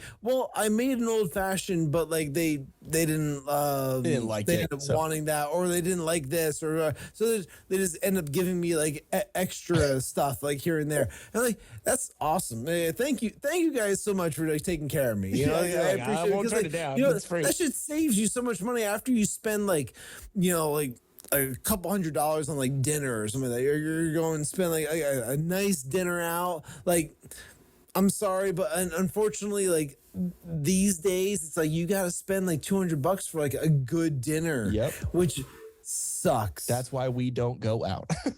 Yeah, it fucking sucks. Yeah. Like, I'm at the point in my life now where it's like I lived my crazy times. I lived my going out to bars and doing all that, but I found my person. Like I don't need to go out and do this. Like it makes it more worthwhile when you do it, because it's like, dude, I'm fine sitting at home watching shit fucking TV shows with my wife. Like, okay, what you know real what we quick, watched last night? guilty pleasure that you and your wife watch. Oh, guilty pleasure? Right now. Okay. So like I would say if it was just like in general, we always tune into like those reality shows on Netflix where it's like The Circle. Okay. Or like there's been other ones too, like like Love is Blind. Love is Blind was one of the ones where like we watched that one on Netflix and we're like and like I was just like, you know, doing Mystery Science Theater type shit, just like kind of like cracking jokes the entire time over top of it, and she's dying laughing, and for us it's like it's fun. Yeah, you know, like we're making fun of what we're watching, and like that's kind of like the pleasure in it. You like, watch those because you're like, my life is so great now. Like you know what I mean? Like exactly. Because it's like, oh my god, the dating scene is fucking hideous. I couldn't. No, I wouldn't be able to do it now. I would get canceled off something for being like, yeah, no, absolutely not. Like someone would call me a chauvinist, or somebody would call me something. I'm like, all right, yeah, you know what, you're right, and I would just leave. So ours is we just started because we got Hulu, we got all the, you know, fucking whatever, and so what we're watching right now. Right now we're watching Snowflake Mountain. Okay, which is I want to watch that. So like we watched the first couple of episodes, and let me just tell you, but I want to hear what you guys are watching, but like hold on one second, let me just tell you like about this show. Please real fast. do, because I have it saved in my like remind me, you know, whatever. I totally want to, I honestly want to do like a 20-30 minute long like Sippin With Shawn episode just about this fucking show. All right, well then I'll try and watch some of it before you do that, and then we can fucking do some shit. I'm down. Oh my god, it's amazing. Where like so these kids are like from all over the globe, and they literally have never worked for anything in their lives, and any of them have had jobs. All of them basically have either quit or like whenever things got tough, they're just like, I'm done, I can't do it. Like, no way. Like so they're just terrible. They get fired or they quit when it comes to like the job, whatever it might be. But so there's not only that, but there's also people who come from rich families as well. And it's not what you think. It's not like they didn't grab any like white kids from like white rich families. They grabbed like black kids from black rich families who came from like pop singers and like music producers. So it's like these kids, like if they would just pay attention to the story of their parents. Yeah. Like the hard work, the tenacity. That alone, if they actually took to heart what their parents went through, they would realize I have to put the work in to create something of my own or to like go and do something with my life type deal. Like, Yep. so, but like a lot of these kids are just like, I'm just going to like take naps till like 3 p.m. and then I'm going to wake up and I'm going to ask the maid to do this and do that or whatever. And like, so it's just like, it's insane the things that they expected. And then to me, like when I'm watching the show, I'm like, all right, so they're going to put these kids through like basically a naked and afraid type scenario where like they're going to like, you know, like strip them of all their luxuries and force them to like have to camp out in the wild. That's what I'm thinking is going to happen. And then like the first episode. Hey guys, we here at the Till Death Podcast realize that with everything opening up, you might need some new clothes to show off in public. It's scary, I know. But you can rest assured that we've got your back. We have high quality merch and fair prices so you can support your new favorite podcast without breaking the bank. We have a bunch of items to choose from, like this shirt, which is my personal favorite. Oh, it's upside down. See, we got this. Play stupid games, win stupid prizes. Or, also, this one for the ladies. For my lady, and punch myself in the balls. There we go, it's our old paint splat shirt. We also have tanks, sweatshirts, hoodies, stickers, yoga pants, beach towels, and even fanny packs. Like this one right here. So just head over to teespring.com/stores and use the promo code NOMOREMASK and you'll get 15% off your entire order. That's no more mask for 15% off. So what are you waiting for? Just do it! Just do it! Go get one. They're awesome. Do it. Also, head over to solo.to/tilldeathpodcast for all things Till Death and how to stay up to date with all of our content. Babe, thought laundry was your job. Get all this merch out of my house. See what I mean?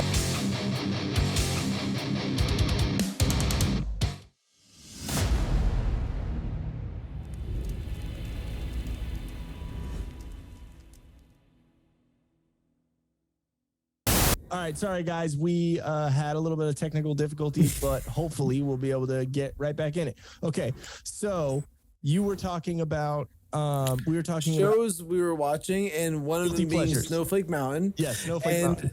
Like just like, all right, so just kind of like to cut all the bullshit of the fact that the kids don't know how to do anything. Yeah. I've really thought going into it was going to be like a Naked and Afraid type thing where they were just going to have to go in and figure out how to build shelters. They were going to have to like just survive. Otherwise, they don't have any other options. Yeah. Like, what are your choices at that point? So, and they were going to have survival guides, but like, yeah, that makes sense. Have somebody there to kind of tell them like, don't do that. You're a moron. You don't know what you're doing, you know, but they instead, what I come to find is that like my wife and I are watching this show and these kids come to this like already prepared campground, which the tents are like immaculate. The tents like are glamping. like they're it's totally glamping where it's like these wooden platforms with wooden like kind of frames around it with like the screening, and inside it's not just like a spring mattress with like a sleeping bag. Like it's like a good mattress, and like yeah, like these kids have like comforters and things like that. I'm like, are you kidding me? And then like they go and they like they're waiting for a challenge. They're waiting for their next like task to do from like the guys who are running the show. Yeah. And I paused it. I paused it at the perfect time. I think it was like episode 1, like the first episode. You pause it at the one spot and you can clearly see that the main canopy tent that everyone's hanging out at, or like pavilion, let's call it pavilion to be honest. Yeah. Like they're hanging out there and there's a bar. There's Coronas and like Heinekens, and like you can get all kinds of different drinks, and like the one girl's got an empty bottle of wine in front of her. So it's like, wait a minute, pause. Yeah. She didn't bring that with her. This is absolutely the show providing booze to get like crazier reactions out of these people. So like it's just one of those things where I'm watching, I'm like, oh my God, I can't believe we're watching this at this point, because we know it's fake. Like, it's fake. It's 100% fake, because like these kids are drunk, and then on top of that, they're just morons in general. So like, so all these things are just like compiling on top of them. Of like, all right, so they're dumb to begin with. Now they're drunk, so they're even dumber. So they can't figure out how to like do the simplest of tasks, and like so like. I think that's a big thing on why like content creators or YouTube person, like these type people doing all that stuff. It's like, because reality TV is still reality TV, but it's scripted. You know what I mean? Like it's turned into scripted like television for sure. And the thing is, like, there's nothing wrong with like watching like something that where it's just going to be absolutely ridiculous like that. Yeah, it's kind of like watching like a Jackass movie. You know, it's going to be stupid. Like it's all dick and fart jokes. Like you understand what you're walking. You know what you're getting into ahead of time. But for a while there, it was like, no, this is real. Yeah. You know what I mean? But I think that's a big thing to say about what's going on with like YouTube content and content creators and stuff like that, is like a lot of people are going more towards that than even in media and news and stuff like that, is like it's like a lot of people would rather watch Russell Brand fucking talk, out of his house in front of a camera than, CNN or Fox or, any of that, because it's like, it's a real, you get that feeling of realness and authenticity, Yes. And it's also a matter of like paid agendas where it's like, there's going to be networks that are paid by certain like benefactors and like sponsors that are just essentially just like we're making sure that you say all the talking points that we want you to say. And you're Pfizer. Saying the thing. Yeah. Well, Pfizer's a big one. Pfizer's a huge one. Yeah, it's scary how huge Pfizer is involved in all of like, the world's media and stuff like that. And like, you don't have to look very far. Just think back to like, 4 or 5 months ago with Stephen Colbert dancing around with like hypodermic needles. Yep. And now he's like, having fucking AOC on there asking if she's going to run for president. Oh my God. Okay, I know. I know we're tangentially, I can't speak right now, like moving away from the guilty pleasures, which I have one that you're probably. I want you to tell me yours, and then we can probably wrap up. Yeah, yes. I know. But just talking about that real quick, it's like I don't want her to run because she's a horse-faced, googly-eyed idiot, but I want her to run because she's a horse-faced, googly-eyed idiot. You know what I mean? Yeah, I agree with you, but like here, let me ask you a very genuine question, and you have to be 100% honest and truthful. And like, here's the thing: it's like, don't take into the factor that you're married or anything like that. Like on a scale from 1 to 10, where do you place AOC? Well, she's got the heavies, so I don't know. I mean, she's got some nice ones. I will say that. But, okay. If she didn't talk, an 8.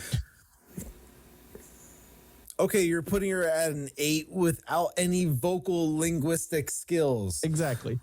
Okay.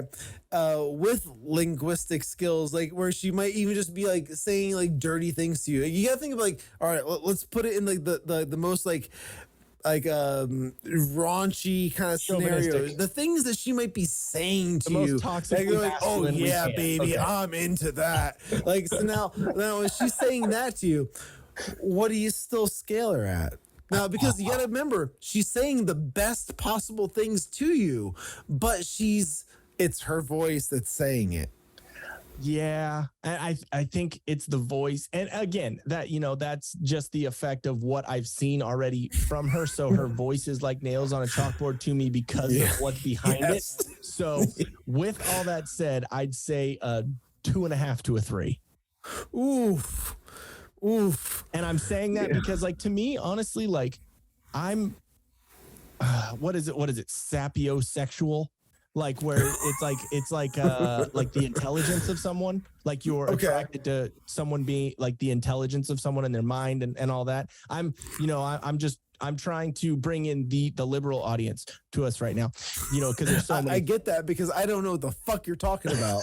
No, it's a term basically saying that you are attracted to someone's mind or their intelligence or how their mind works. I understand. Just, the physicality. So, and I.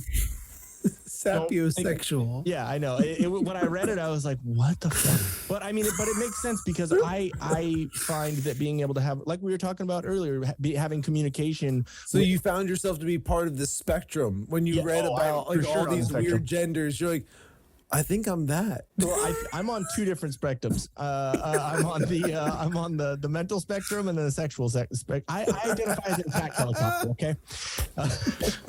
No, but I think it does. And what's weird is like it.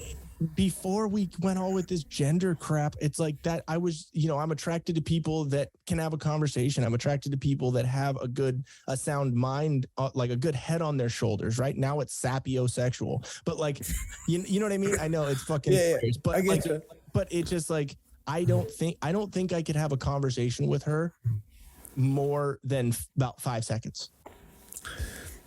It would be difficult, which is perfect for a bartender. Actually, yeah, it's a great point you bring up because I'm sure she was probably like the most popular of bartenders because first off, it's like, all right, so yeah, exactly. So here's the thing.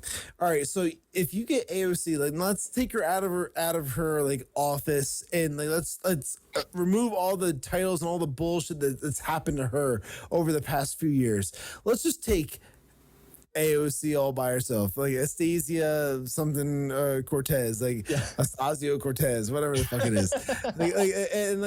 So you just take her in a bar, like not like a fancy bar. Let's just say it's like a fucking dive bar, like because like I've been to lots of dive bars where like they make the girls wear like the skimpy little black dresses and they always say, you need anything, and like I'll tell you what, some of those bars are the best ones to go to where they're always on it. They make sure that you always have a drink in hand. Your drink is is like 1/3 left, or you need another one.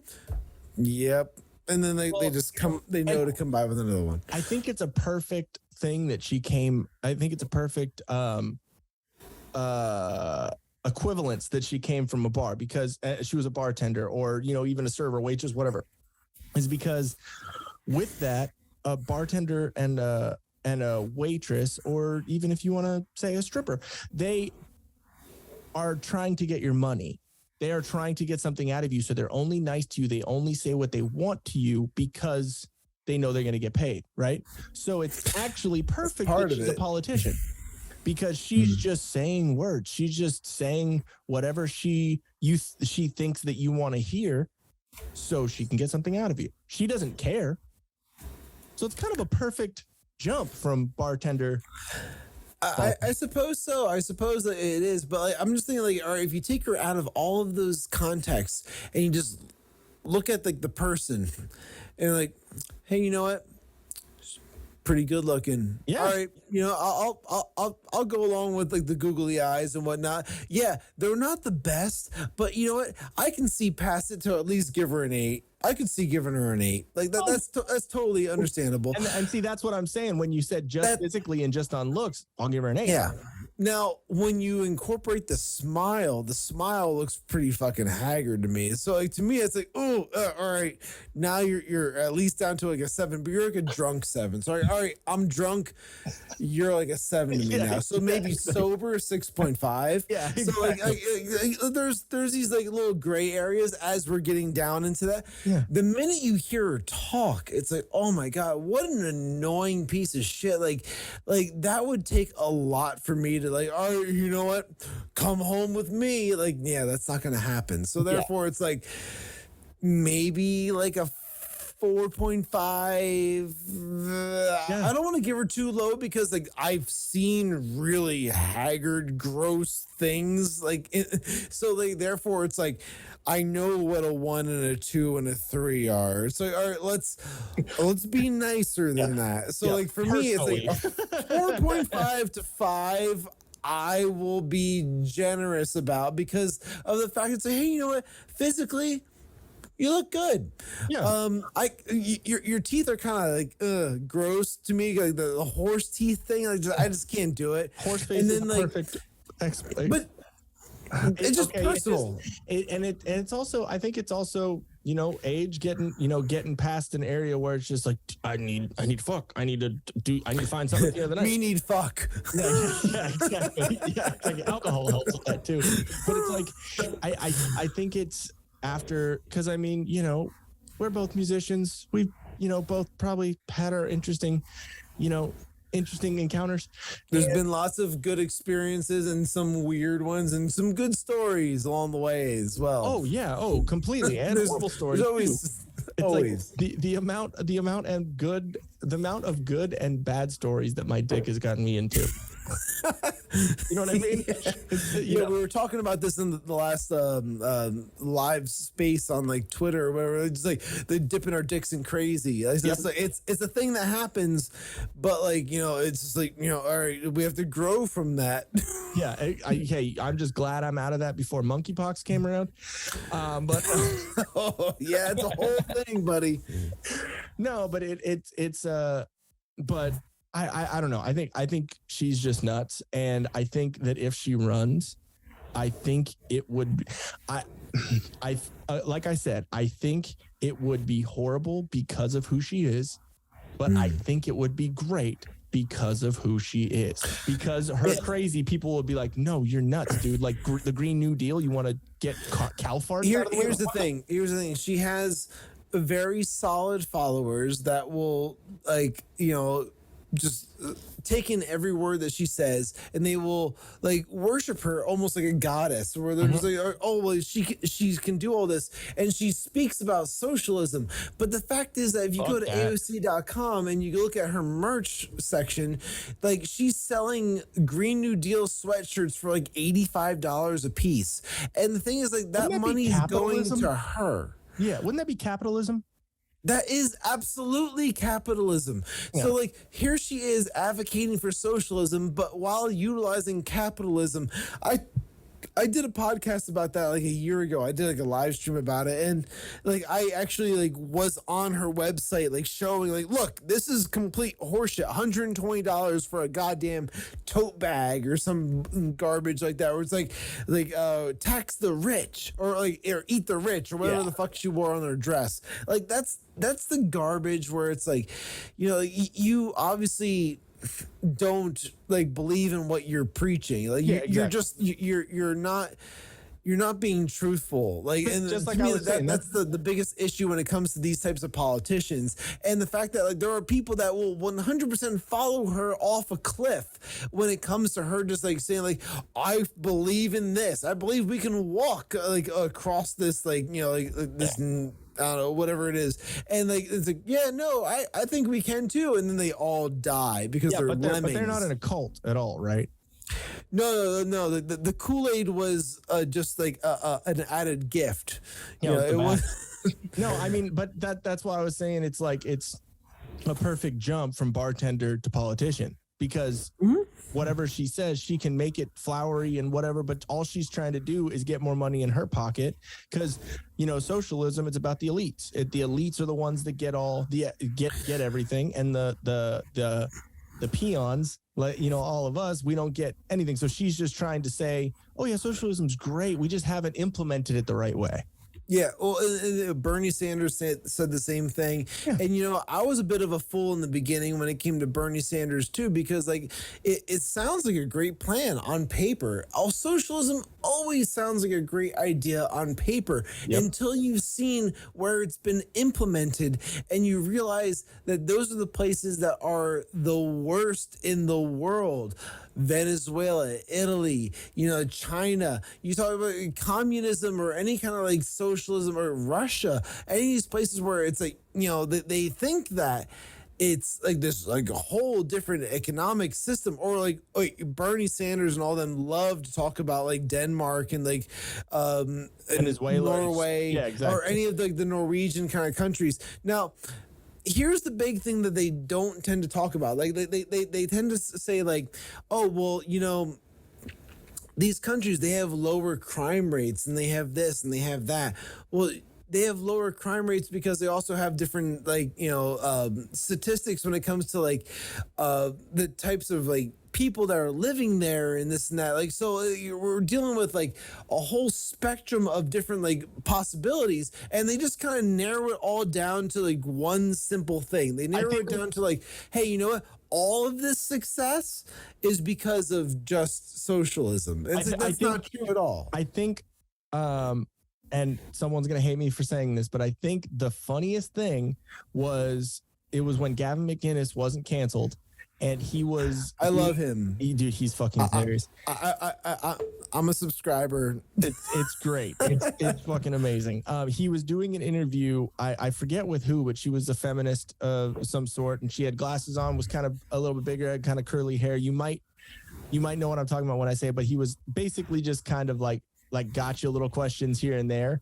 And there's been a lot of those. Yeah, and so she was talking about the same thing. She was talking about, you know, in Norway or in Sweden and, you know, this and that, and, you know, their crime rates are way down because, you know, the politics, blah, blah. And he was like, you mean in like, you know, in mostly like white countries? And you can see her face like, oh. Yeah, well, and that was the big gotcha there, where it was like the fact was like, oh, well, you mean like countries that don't have like a lot of minority like type like citizens, where like they're living off of government funded systems, government, or like we were saying before, you know? Yeah, exactly. So like therefore, like, you know, these are systems that have created people dependent upon it, and like then like that feeds to crime because they need to supplement that income and like things like that. And like it's just one thing after another. It's like, hey, you know what? These arguments don't pertain to what the actual issue is. And the issue is like, all right, so like you think socialism works. In what way does it work? And it doesn't seem to ever work when it comes. It's like back in school, like when you would, like when they would say, show your work. Yeah. When you're doing a math problem or whatever, and you'd have to turn in how you got that answer. So you can't just write a number. Exactly. You didn't just write a number. So, or you didn't just cheat off the person next to you. You know what I mean? Like show your work. It's the same exact thing. And I just think it's, I don't know, man. I think it's, I can understand that's the one thing that kind of sucks is like, I can understand a lot of the thought process and the emotion behind a lot of the arguments from liberals or from people that think that way. I can understand it, but the execution is horrible, and the actual real world implications don't make sense. You know, well, there's a great quote to kind of like go along with that, and it's a great way to kind of sum up basically everything that we've been talking about right now. And it's the fact that, like, you know, when you're young, like, and you have a heart, if you're not socialist when you're young, you don't have a heart. Yeah, or you're not cool. Yeah. And if you're not conservative or like Republican in this sense, you know, if you're not that when you're older, you don't have a brain. Yeah, exactly. And I've known that. And that's the quote that you have to kind of like, it's 100% true, because I'll tell you what, like being younger and being in bands and like just kind of being around like the artistic type, like we talked about this before. Yeah. It's something that definitely makes you think differently. Yeah. And like it makes you sympathize for people who are less fortunate, because, you know, you're constantly thinking of others, but then like as you get older, like, holy shit, I put all this work into what I'm doing. Fuck if anybody's going to take that away from me. Yep. Like, what did you to deserve? What did you do to deserve what I have? Yes, You know, absolutely. I have more empathy for veterans or for someone that has already done something to help our country as a whole. Like that, I like if you were to say, okay, you have to give to the homeless, right? I would give to homeless veterans before I would give to just someone who, you know what I mean? Because like they did something, they actually like gave a part, years of their life where they could have died if they went somewhere and, fought. Yeah, and all that stuff. absolutely. I would have much more, I would be more at peace with doing that. But it's not about that. It's, and I think, I just think that the things that they're saying, like the one thing about Bernie that, I mean, there's a lot of things about Bernie that turn me off. Comb your fucking hair. But the thing that made me realize that there is no way that I will take anything he says seriously or in any way believe what he says is when because before he was saying the millionaires and the billionaires, right? Yep. Now he only says the billionaires. The reason why is because he wrote a book and became a millionaire. You know what I mean? So it's the mental gymnastics to. It's hypocrisy. Yep, It's without a doubt. It's 100% hypocrisy. The fact that this guy has never had an actual job his entire life. He's only been a career politician. Biden or Sanders? Which? Well, both, to be honest. But because Biden for 50 years, Sanders even longer. Even longer, he's been in politics, and it's insane at the fact that these guys are just kind of going on. Oh yeah, the millionaires and the billionaires. And he talks in his Brooklyn accent to kind of make everybody believe it. I'm lower class like the rest of you. Hey, you're not fooling anybody, buddy. Yeah, exactly. He's going on and just he's doing his whole shtick, but for the most part, it's just him going on. Now it's all about billionaires. The billionaires gotta pay the share. It's so the millionaires don't have to anymore. I got it. Because now you are a millionaire because you had all these young people behind you, and then you just I concede to Hillary Clinton. I'm gonna let her take the reins at this point. So you asked for all this money for several years, and then you're like, I back out. I'm done. I'm gonna give it to the drunk grandma of death for sure. I'm done. I'm gonna give it to the who kills every person who's ever gotten close to her. Allegedly. Allegedly. I don't want to end up being a suicided either. It's just crazy. It's so on one level you conned everyone to follow you, and then when even if you think about it, he got fucked.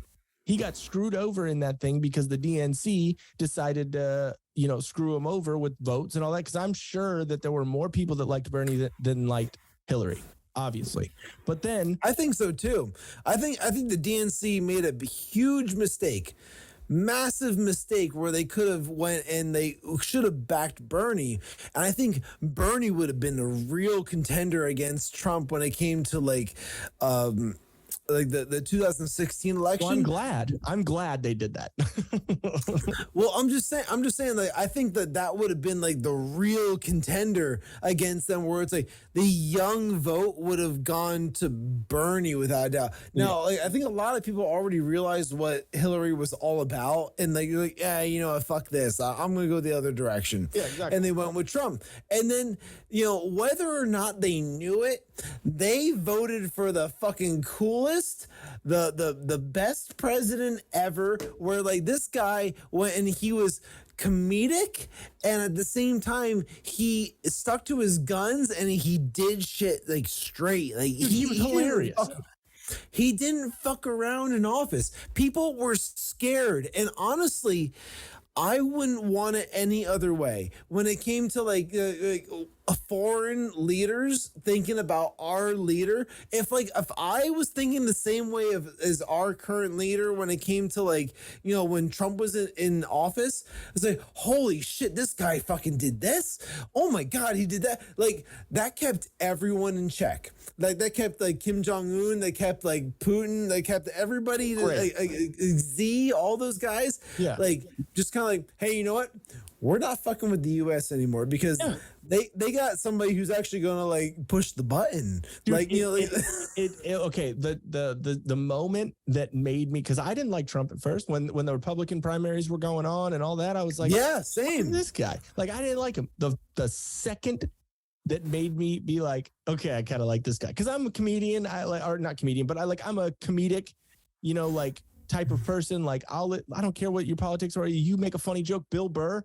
He has horrible politics sometimes, but he's fucking hilarious. You know what I mean? He is. So I love Bill Burr, but his politics are garbage. And but a lot of that is because he has a black wife, and he feels like he has to advocate for things that he doesn't really relate to. Yeah, and more power to him. He, you put your wife before anyone else. I mean, I get that. I get it. I get that also. But at the same time, I can still laugh at his jokes. You know what I mean? Chappelle, one of the funniest fucking comedians out there. His politics, not for me, but I think he's funny. And I actually don't mind Dave Chappelle's politics. I think he's pretty on for the most part. Yeah. I just think that he's rubbed a lot of people the wrong way. But the thing is it's comedy. If you can't laugh at it, everyone. Yeah, he's made fun of everybody. That's what I'm saying. Think about it. Think about the fact that all right, so who's supporting his jokes now? Let's say, oh, the white people are supporting it, so it must be white supremacists. Let's go through the logic of that. So it's white supremacies that are supporting a black guy's. But if you think back further, so what was the Chappelle show? The Chappelle show made fun of fucking white people. Dude, I don't know if you. Okay, I don't know. Not many people realize how fucking crazy that Bixby, the Clayton Bixby. Oh my God, Clayton is the character that will live on forever because it's the best. Hey, y'all got any crack? Yeah, no. That was Tyrone Biggums. Oh, Tyrone Biggums. I'm sorry. Yeah, I'm talking you're about right. Clayton Bixby, the black white supremacist. Yes, that was another. That was an infamous episode. Do you realize that was episode 1? That was episode 1? Episode 1 of season 1 of Chappelle Show. He came out guns fucking blazing. On the first episode of Chappelle Show, he got a guy from Frontline to say because she was a lover. Yep. I mean, come on, dude. That, I don't care who you are. That's fucking hilarious. Yeah, it was brilliant. It was brilliant comedy. And the thing is, we could all laugh at it. We could all enjoy the fact that this is so ironic and so hilarious. And to me, that's when comedy really shined. Chappelle's show was probably the pinnacle of what TV comedy could have been. Yep. And then afterwards it just slowly declined because people just realized we don't want to hit that level again. We don't want to do this again. Yeah.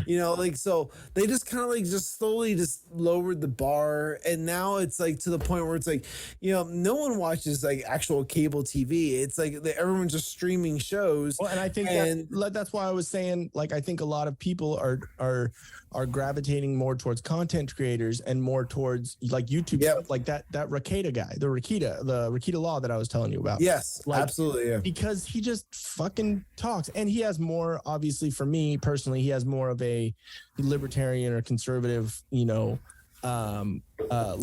but at the same time he makes fucking jokes on his when he's doing super chats or whatever and going through it, some people hey, roast me on this or fat shame me on this or blah, and he'll fucking go in on them just because everyone loves it. It's fucking hilarious. And did you watch that video that I sent you about unbreaded? Yes. Yeah, I did. Dude, that might be the funniest thing that's fucking on YouTube. It's great. Now, Okay, did you watch the part where he did the word search for how many times that in his manifesto it said the N-word? It was insane. Yeah. Like 10,000 times, dude. But yeah, you're absolutely right. You're absolutely right. The content creators are kind of like the new medium in a lot of ways. Yeah. Because I love watching like Gavin McGinnis, and I love watching like Steven Crowder and some of these guys. Dude, even though some of them like don't like get along anymore, or this or that, or whatever the history might be. But like even like Anthony Cumia, like some of these guys where it's like they're on like, you know, like a network somewhere, and I'll watch them, and it's like, hey, you know what? It's entertaining. They crack jokes, and like that's the thing that's missing from regular TV anymore. Being able to jokes. Being able to laugh at yourself. Yeah, dude. Like that's one of the things that I don't like, and I think that's a reason why most mainstream media and mainstream comedy stuff is because it's so left leaning that they can't laugh at themselves. They can't realize that, dude. Biden, it's really sad the fact that that's where it's gone. Like, you know what I mean? Like, how is that not? How is SNL not making fucking jokes about Biden shitting his pants in front of the Pope? Yeah, they avoided all of that. They avoided everything possible that was like controversial, that would have been jokes. Like for like the right was making jokes about it, but like the fact is that like the left wouldn't touch it. Like for example, what about Alec Baldwin? Dude, wouldn't touch it with a 10-foot pole. They're like, hell no, we're not touching that, because Alec Baldwin has been on the show several times, and like, you know, you're talking, that was it. Yeah, and Alec Baldwin's Trump was like fantastic. But he did a fantastic Trump. They didn't want to discredit Alec Baldwin because he was the one who did Trump, who is the big boogeyman. So they didn't want to discredit the person making fun of the person that they all hate. Yeah, and the thing is, like, you know, like, for as much as I honestly believe it's not Alec Baldwin's fault, a lot of people want to like try to go back and forth about this and that. You know, like the fact is, you know, it's just gun safety, man. Like you know who was at fault? Who was at fault in that entire scenario? The armorer. The armorer was 100% at fault because she was responsible for making sure the gun wasn't live. Yeah. Why the fuck was there live ammo in the goddamn gun? Or even on the set? Again, the guy was an actor. He doesn't know like what a live gun what a loaded gun feels like versus like anything else. It's all bullshit. It's all bullshit when it comes to that. I think yes, I agree with you on that, but I think that if it was a new actor, I completely would agree with you on it being only that person. But it's Alec Baldwin, who has been in action movies, who has been around, you know, guns on set. So and it's just but he's a liberal. Yes, but he's a liberal, and he's also anti-gun. So therefore, he does not hold a loaded gun on a regular basis. No, it's like just gun safety. I can tell you, like, my home is very safely protected by many of live loaded ammunition, like well, I live in California, so that answers your question on that one. Yeah. So, but I'm saying in Pennsylvania, my home is protected. Yeah, and you know, with that, I know what a loaded gun feels like compared to an unloaded gun. Now, like, you know, when you're on the movie set and you're dealing with blanks and stuff like that, I don't know what a blank feels like in there compared to a regular bullet.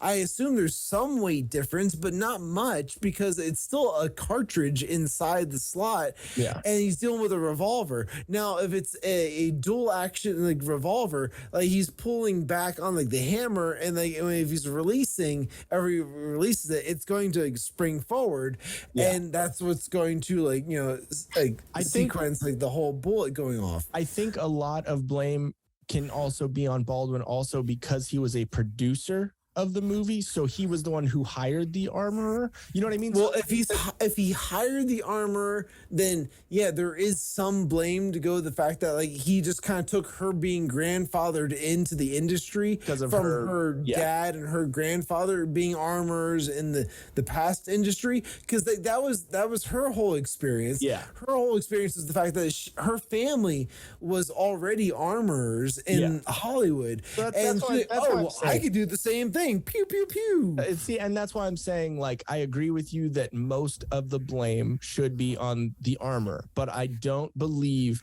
that taking all blame away from Baldwin for being the one who actually handled the gun and from the one who hired the armor, because he was the producer, he was the one they run the shit. You know what I mean? So like, I think Yeah, but they don't run everything. I think there's like a 70-30. You know what I mean?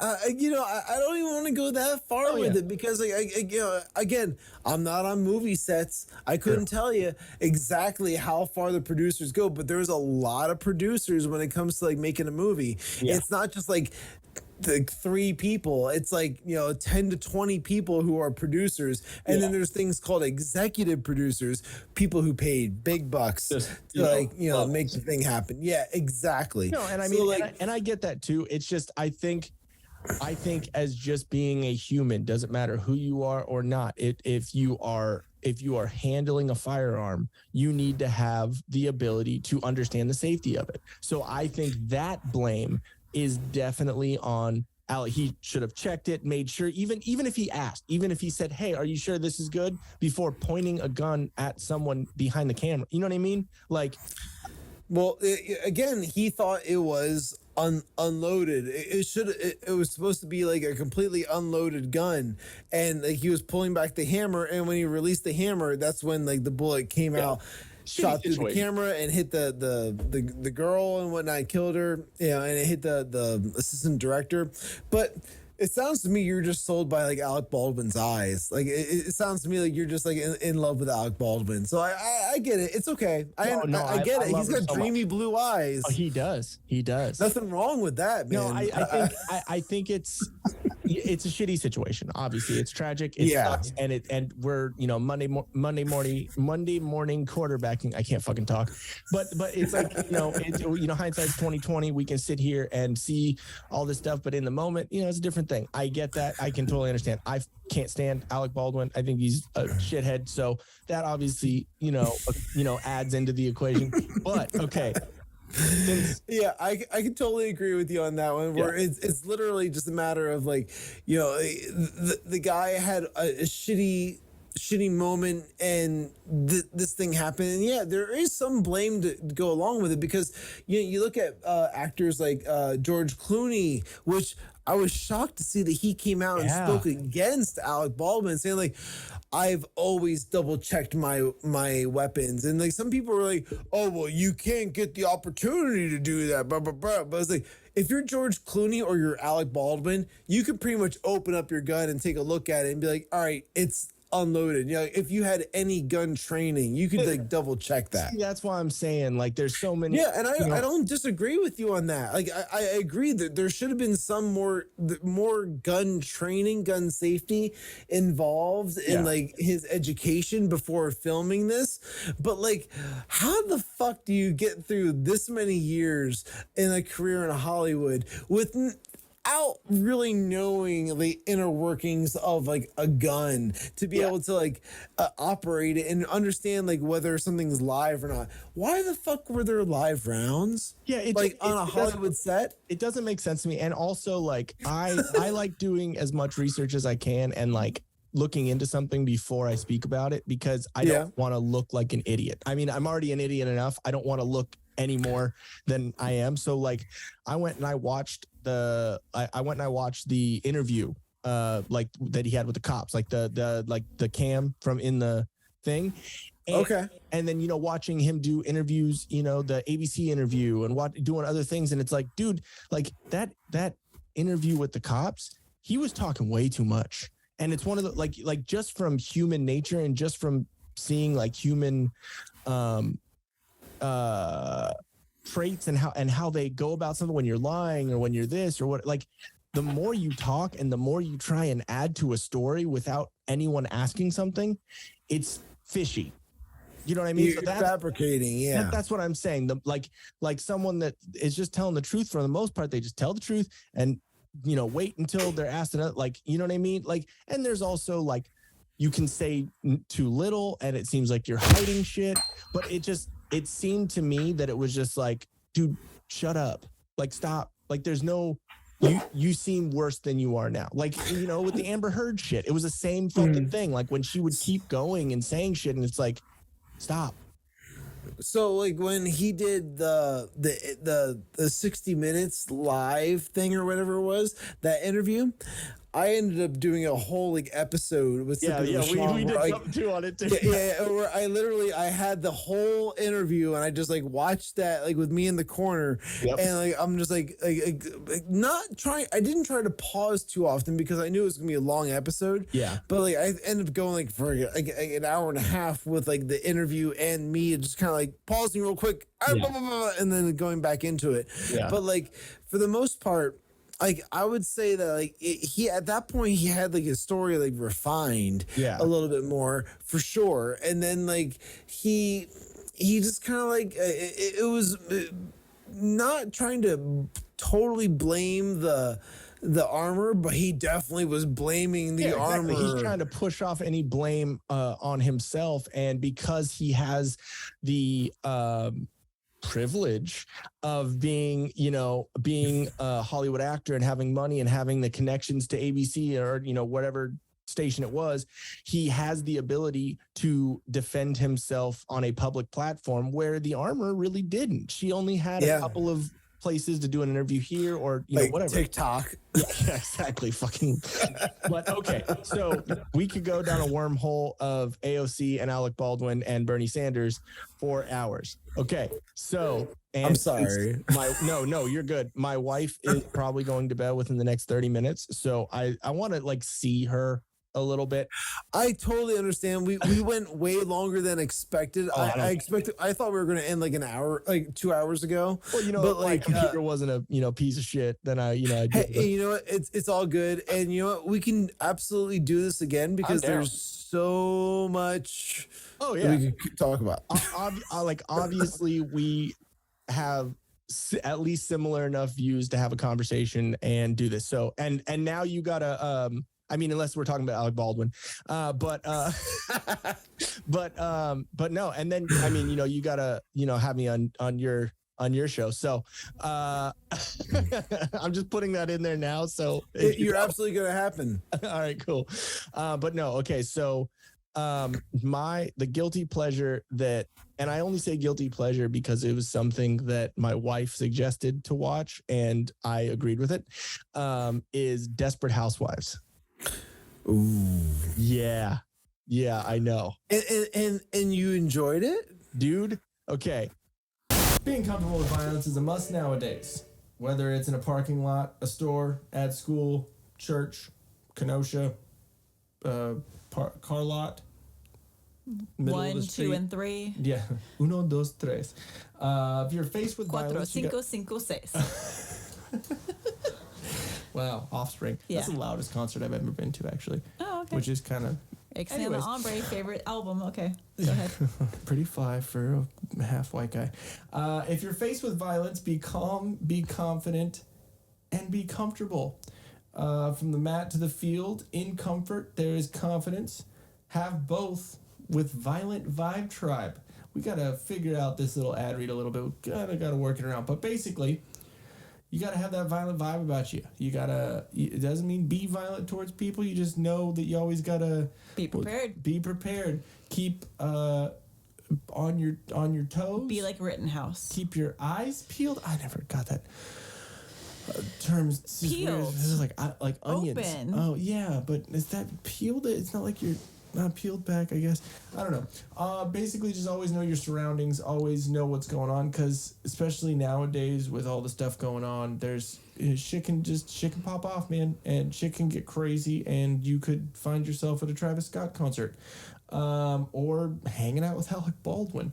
But anyways, go check out violentvibetribe.com and use the promo code TD20 for 20% off your entire order. And Till Death Studios and Violent Vibe Tribe are going to be doing a sweet collab on a little sticker pack. So stay tuned on all that, and I'll definitely be finger blasting the I'm going with guns. damn it. You're a little slow over there. Dwight, you ignorant slut. Yeah, but make sure you check out all that, and we're gonna be doing that sticker pack, and so check out all the social medias for all that info. And speaking of social medias, at violent_vibe_tribe, to go like and share and subscribe and follow them and diddle, all the things. But yeah, go check them out. Again, Violent Vibe Tribe. Make sure you keep your eyes peeled. Try to relax your anus. Be a banana. Do you remember that video? No. Oh, I have so many good things to share. Yeah, so go check it out. And and Nick Wright also is the owner of the company. So, and he's been on our podcast a couple times. So go check out one of the episodes. Later. It's obviously drama, fucking a bunch of women and whatever, but like there are some situations in there where it's like, dude, that sucks. Like that would be horrible. Like it's I think what's her fucking Ava Longoria, I think, is in it, or no? Is it Ava Longoria? Ava Mendes? I never watched the show, so I wouldn't know. Yeah, but no, it's kind of crazy because it makes me, it's just like watching those reality shows where you watch them and you're like, dude, I am so glad I am not them. I am so much better of a person. It's almost like the same thing because like, and it's cool to like, and it's also one of those things where you watch it and I'm like, dude, she's a fucking bitch. Like she fucking sucks. And then, your wife's like, shut up, like stop. Like, why do you have to make a comment like every fucking 5 seconds? And I'm like, yeah, kind of like, yes, I do. But it also, because I'm a male chauvinist, I have to make a comment every 5 minutes, and you're going to hear my opinion and you're going to agree with it. Yeah, exactly. And then also if I don't say my opinion, then there's some chance maybe you might do that. You know what I mean? Like, and then now I just have to state it. I have to state my opinion. Exactly. Like, no, she's a complete, like, she's one of those materialistic women and like selfish, materialistic, where every decision she makes, even if it has to do with her husband, like, or whatever, like it's about her being able to fucking buy shoes or, being able to like you go do this job that is going to it's going to take you away from your kids. You're going to be doing traveling and doing all this because you're, because I need money. Like, I don't want to do anything. So I need money. You know what I mean? And so it's like, it's a pretty good representation of a bunch of different types of people. Like, cause that's what TV shows are too. Like it's a way to like get away from your regular life, but it also has to have some sort of touch base with some sort of reality with people. And I think, it's one of those things where it's like, it was just like a suggestion. I'm like, yeah, I'll watch it with you, sure, babe, like whatever. And then as you watch it, you're like, it's actually done pretty well. Like it was, I think it was in like 2008 back when you could still have some sort of like make fun of this or make fun of that. And it wasn't so fucking woke. So I think with that being a part of it too, like I'm able to like watch it and be like, okay, cool. They like still make fun of the, the two, gay neighbors down the street. You know what I mean? Like still kind of funny, and like one of the chicks is like super Christian chick. And then she has like a gay son. And so it's like, it's a very interesting like dynamic. So I don't know. And of course, you gotta do something with the wife. You know what I mean? Like you gotta like show interest in what they like. Sure. Yeah, you have to have some kind of connection in there as to like what their interests are and what your interests are and things like that. So like I totally get that. And that's why exactly like we'll watch like those reality shows because like, like she enjoys that type of stuff. So therefore I will watch that. And like we'll crack jokes, but like we'll have fun with it together, which is great because we both see this is bullshit. Yeah, or you realize that like if we were in that situation, you could totally agree with what's going on because at the same time you're like, wow, yeah, if I was in that scenario, I don't think I would do much different or any of that type of scenario. You could totally put yourself in that scenario that you're watching, which is sometimes very outlandish, but at the same time affirms, and then it like affirms, okay, I'm with the right person. You know what I mean? Because like I wouldn't do what that crazy fucking bitch is doing. Like, you know what I mean? Like, or I wouldn't do what that husband is doing to his wife. You know what I mean? Like, so it affirms absolutely both that. Like, I don't know, man. It's crazy. And then, it's just another thing to watch. You know what I mean? Like I'm a Star Wars Marvel fucking nerd, so I make her watch all my fucking shit too. So like it's kind of the give and take thing. You know what I mean? I get you. Yeah. I feel like I'm a huge like horror fan, and that's her. She likes all the horror stuff. I love horror movies. Honestly, I was a fan of Star Wars and like Marvel until it got really woke and kind of like garbagey. So like I just kind of like gave up on all of that. And, like, you know what? I can live without that. So therefore now like when I tune into like any of the streaming media, it's like, I'll pass on that, but I'll scroll through and I'll watch like all of the bullshit episodes of like The Last Drive-In with like Jim Bob or something like that, or Joe Bob. Yeah. Like, I'll watch all that stuff. Yeah. But like, it's just all that type of stuff. Like, it's like Joe Bob Briggs. That's the guy. Yeah. So like, I love like The Last Drive-In. I love Shudder. I love like HBO Max and like those are like great like platforms. I feel like for like a lot of the streaming services. I think not so much Netflix. I think with the Marvel stuff, I think Endgame was great, and I loved comics. I loved all the Marvel. Should have ended it right there. Right. Just wrap it with a bow, put it away. It's done. No more. It was a great run. You did a great job. It was perfect. Perfect series. Perfect franchise. But put it away. It's all done. But like now that they went along and they extended it to like Wanda World or Wanda TV or all that garbage. I'm like, I can't watch any of this garbage. I quit. I think it's one of those things too where it's like I think it's one of those things too where it's like since I was so into the comics when I was a kid, I like seeing how they're doing it. I don't think they're doing it correctly. Like they're like, like this new Miss Marvel show that just came out. It's pretty bad, but it's also cool because like I know that I'm gonna watch. I know that my beanie fell off. I know that I'm gonna watch shit. Sorry. Like later. I know that I'm going to watch, the rest of it. So I know that if I don't watch this, then I'm pretty sure that I'm not going to understand certain things about the other stuff. So like, which is why I gave up on it. Yeah. Same thing with Star Wars. So, Star Wars, I watched all of them through Rogue One. And then after that, I stopped. And I think it just sucks because with Disney having the amount of money they have and the amount of pull and the amount of ability to tell stories right, they completely fucked up. Like all of the sequels for Star Wars are dog shit.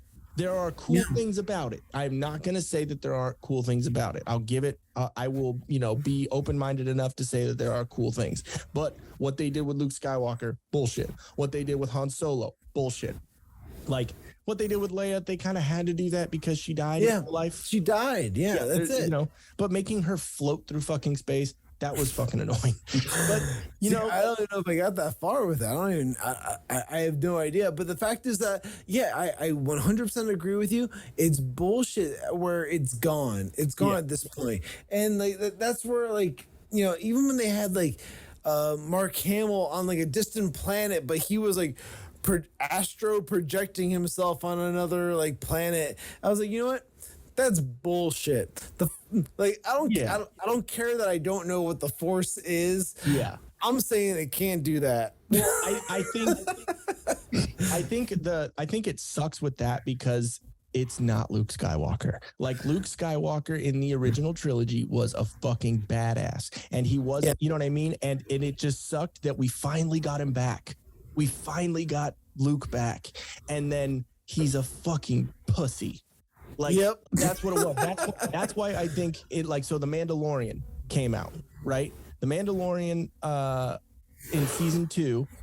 Like you said, you're probably not gonna watch it. You kind of gave it. No, I haven't. I haven't watched it. And like the thing is, like people, you gotta watch The Mandalorian. It's so good. Oh, I'm like, yeah, you're probably right. Like I feel like if there's one show I want to watch, it's The Mandalorian because I heard so many good things about it. There's awesome things. Yeah, it's got to be a great show. But the thing is, like, you know, I don't know. Like, I haven't been sold on the Star Wars thing since, like, when they redid the original trilogy, like, when I was a kid. Yeah, you know, like, I mean, when they did, like, when they added new things into the... Like, extra little scenes. Like, extra, like, little like CGI moments. Yeah, when they changed it to Greedo shoots first. Yeah, exactly. When they change the little shit like that. Exactly. So like that's the type of thing where it's like, all right, you know, like it was funny because not too long ago I went to a live orchestra performance where they were doing all the music to A New Hope, and when I watched it, they played the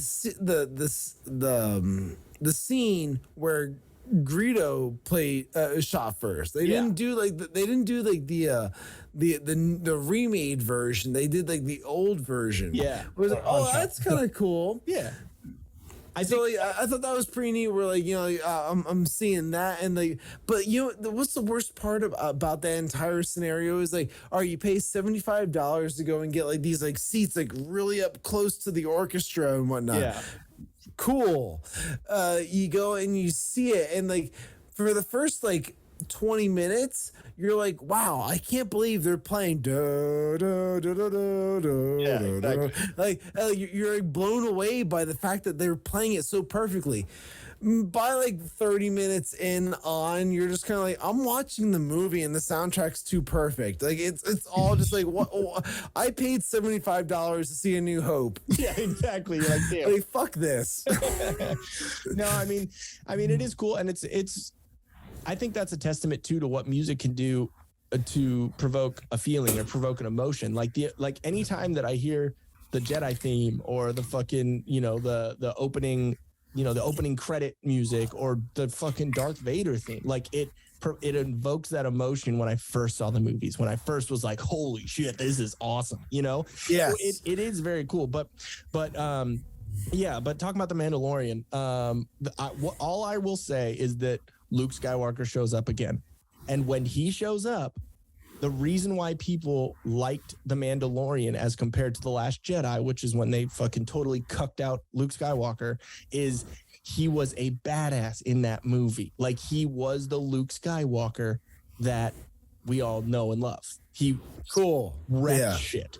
And because that was the whole thing, was like Luke was, you know, after the original trilogy, after Return of the Jedi, he was the one. He was the best fucking, because Yoda died, so like he was the best Jedi. And so like, I am a Jedi. It's like, oh, you think you are? Yeah, exactly. Like it totally it just sucked when going into the sequels, into what, you know, Disney did with, you know, The Last Jedi. It sucked seeing him as not, because we didn't see anything in between, which The Mandalorian takes place in between the prequel, I mean, the original trilogy and the sequel. So it's like, it was cool to see, okay, this is fucking Luke Skywalker. You know what I mean? We finally got to see him.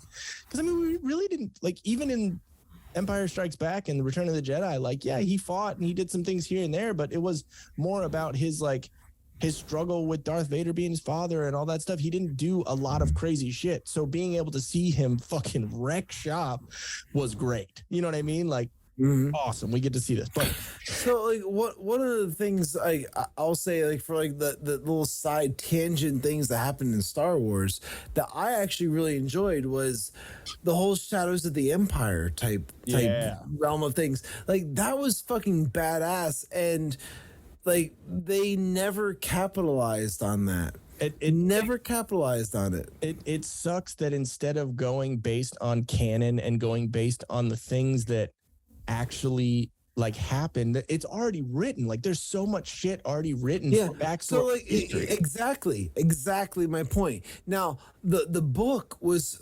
fantastic. Like I remember reading the book of Shadows of the Empire and like really like falling for like this character of like the Dash Rendar and whatnot, which is like I was like, wow, this is like so fucking cool. Playing the video game, doing all that shit. Yeah, it was fucking great. Yeah, it was basically like another Han Solo type deal, like, but it was just like another smuggler type deal. Yeah. Like, it was just another outlaw in the Empire. That's what it was. Yeah, and it's funny. I'm trying to recall some of the information from the book and whatnot, but like the thing is, like I remember like the Nintendo 64 game. Yep. I remember that one. I remember the book. Yep. And I remember I had like an action figure of Dash Rendar. Yep. That was like that was fucking awesome. That was so fucking cool. The fact that they had all these things which all really stemmed from a book more than anything, because like, you know, typically those types of things happen from like movies, like anything where like all mass audiences can like see it and like get the experience of like what was going on. Video games, you're narrowing down your audience. Books, you're narrowing down your audience. All these types of things. So then you go to like a very narrow audience of like book and video game, and then like you made an action figure for it, and then like it was, oh well, they're like someone's gonna buy it. And like it was probably one of the most popular ones for sure, because like that was fucking cool as shit that they made something like that. And they were in talks of making a movie about it, but I guess it never fucking happened. Well, I mean, it just sucks because like, I mean, it's understandable because George Lucas basically said when he sold it to Disney, he already had sequels written. He already had 7, 8, and 9 written, but he said it takes 10 years to make those 3 movies, right? He said, I'm 70. I want to spend time with my wife and kids. And I understand that. I completely get that. It just sucks because of this fandom and this universe that they created with Star Wars that we couldn't get the finality of it. We couldn't get the ending of it just because like of the way it was supposed to be written. And it just sucks because like watching the sequels, it makes me like the prequels. Absolutely. I 100% agree with you on that. Like, I prefer the prequels. And like my favorite one obviously being Empire Strikes Back is by far the best one. But like and like very few people would probably agree that like sequels like surpass like the original, but like the fact is that one does. And it's because they gave you this whole like anti-hero like element of with like Lando Calrissian and like Boba Fett and like these new characters were like, wow, these are so fucking cool. Like Star Wars is fucking cool as shit. Like I'm not gonna deny that without a doubt. But the fact is that like, you know, I just kind of gave up on it after, you know, like, I tried getting into the new Disney realm of things and just turned to shit. So I mean, there are definitely some cool things about it. Like, I mean, I just finished watching the Kenobi series, and again, there are some cool things about it. I will give credit where credit's due. There are some very cool things, but then there are also parts about it where it's like, dude, that doesn't make sense. Like, did you watch Star Wars? Do you know how lightsabers work? You know what I mean? Like, did you even like look at the universe that you're getting into that you're making a show about? Oof, that's rough. You know that's what I mean? Rough. Like I totally understand where you're coming from. I'm surprised that they would go that route with it. But like, yeah, like I have not seen it yet. Yeah. I've been considering watching that one, but I feel like I need to watch again. It's one of those things where I need to watch all these hours of things before going into it. The only thing, like, I mean, you've seen the prequels, so you know what happens in the prequels, and and all that. So basically Kenobi starts off 10 years after what's the fucking last one? It's not Attack of the Clones, it's the third one was the third Revenge movie. Revenge of the Sith. Yeah, Revenge of the Sith. There you go. It takes place 10 years after Anakin becomes Darth. So this is 10 years later. This is Obi-Wan on Tatooine, basically watching over Luke. And then, Leia had gone over to Alderaan with the other family or whatever. And so it takes place in that time period. So it's basically 10 years after that and 9 or 10 years before A New Hope. So it's like right there in the middle. So again, there are cool things because how many years has it been since all that shit came out where you're like, dude, what happened? You know what I mean? Why did this happen? Or like, what happened to Obi-Wan? Why did he turn from Ewan McGregor, who was a fucking badass and almost killed Darth Vader, to being this dude who lived in the caves and like, it was just kind of like older, dude. Like how did that happen? So it is pretty cool and it is interesting. I'd give it maybe like a 6.5 or a 7 out of 10. So there are very cool things, but some of the things you're just like, dude, you just did that for representation, or you know what I mean? It's just like, dude. Well, that was like episode like 8 and 9 or whatever it was, of Star Wars, where I couldn't get behind it. Yeah, the minute I knew that was what it was all about, I'm like, you know what, I'm good. Thank you. Yeah, it got to a point where it's like, dude, make a good movie, not a political stance. Which is the biggest thing with me. But because that's a great point to probably try and end this thing on, where it's like separating art from politics sometimes can be difficult for people. Exactly. But it's actually a really key thing in today's world where I remember I was in Nashville recently and just talking to a couple different people, and we were talking about the fact that singer songwriters and this and that, and I stated very clearly that Joni Mitchell is one of the best singer songwriters alive. Her songs and the way they're written and the lyrics and stuff, it's very comprehensive and it's very in depth. I really appreciate her songs, but her politics are complete trash. Oh yeah. And the thing is, you have to be able to separate those things. I also love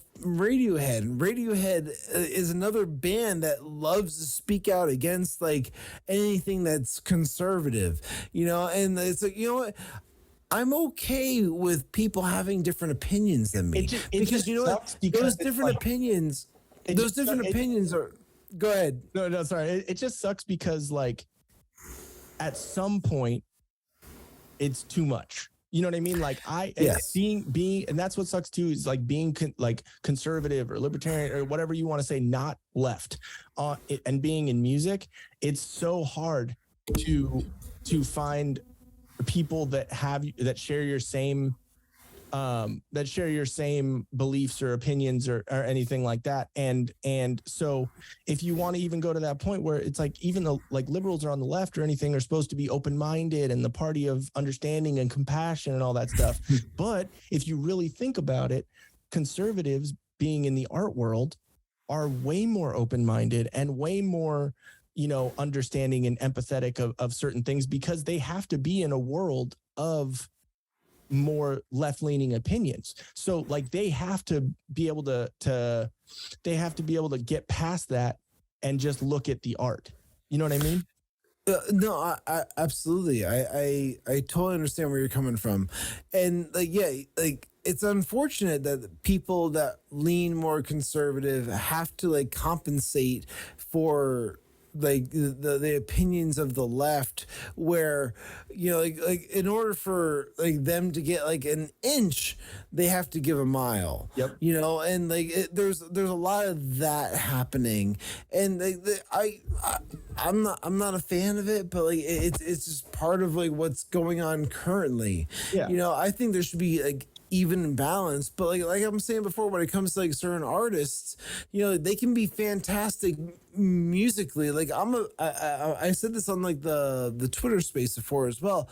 I'm a fan of like Neil Young's music. I love Neil Young's like songs. I was in a Neil Young tribute show at one point, and the thing is like, like it's great songs, but the fact is that his politics are so out of whack. Yep. Where it's like, if you don't agree with what he thinks that you are what's wrong in the world.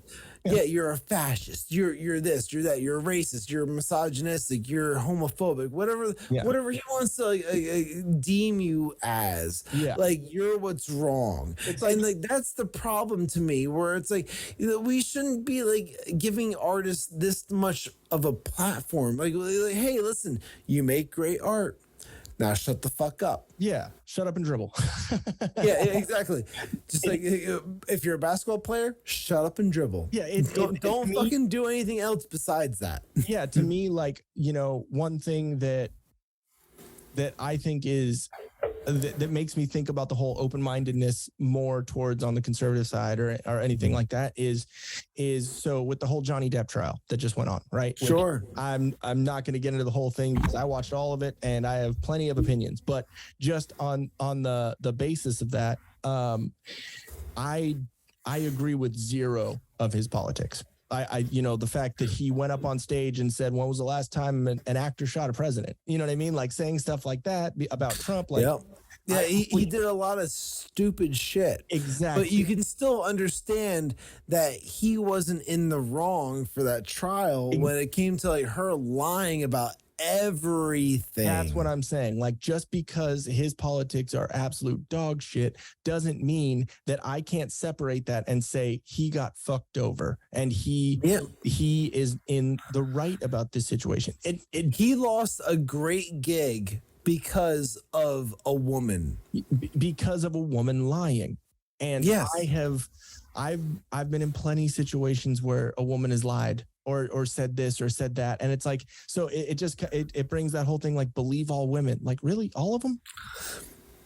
Yeah, that is the worst stereotype you can imagine, and like, there's so many of those. But like, the fact is, like where do these stereotypes come from? They come from like left narratives, where they just constantly kind of like peddle you this shit, and then the next thing you know, now it's on every fucking copy and pasted like email list and like every single tweet and every single Facebook post and Instagram post, where everyone's like, believe all women. It's like, well, what about the ones that lied about you? Do you believe those women? No, those are bitches. Oh, so there's an exception to the rule.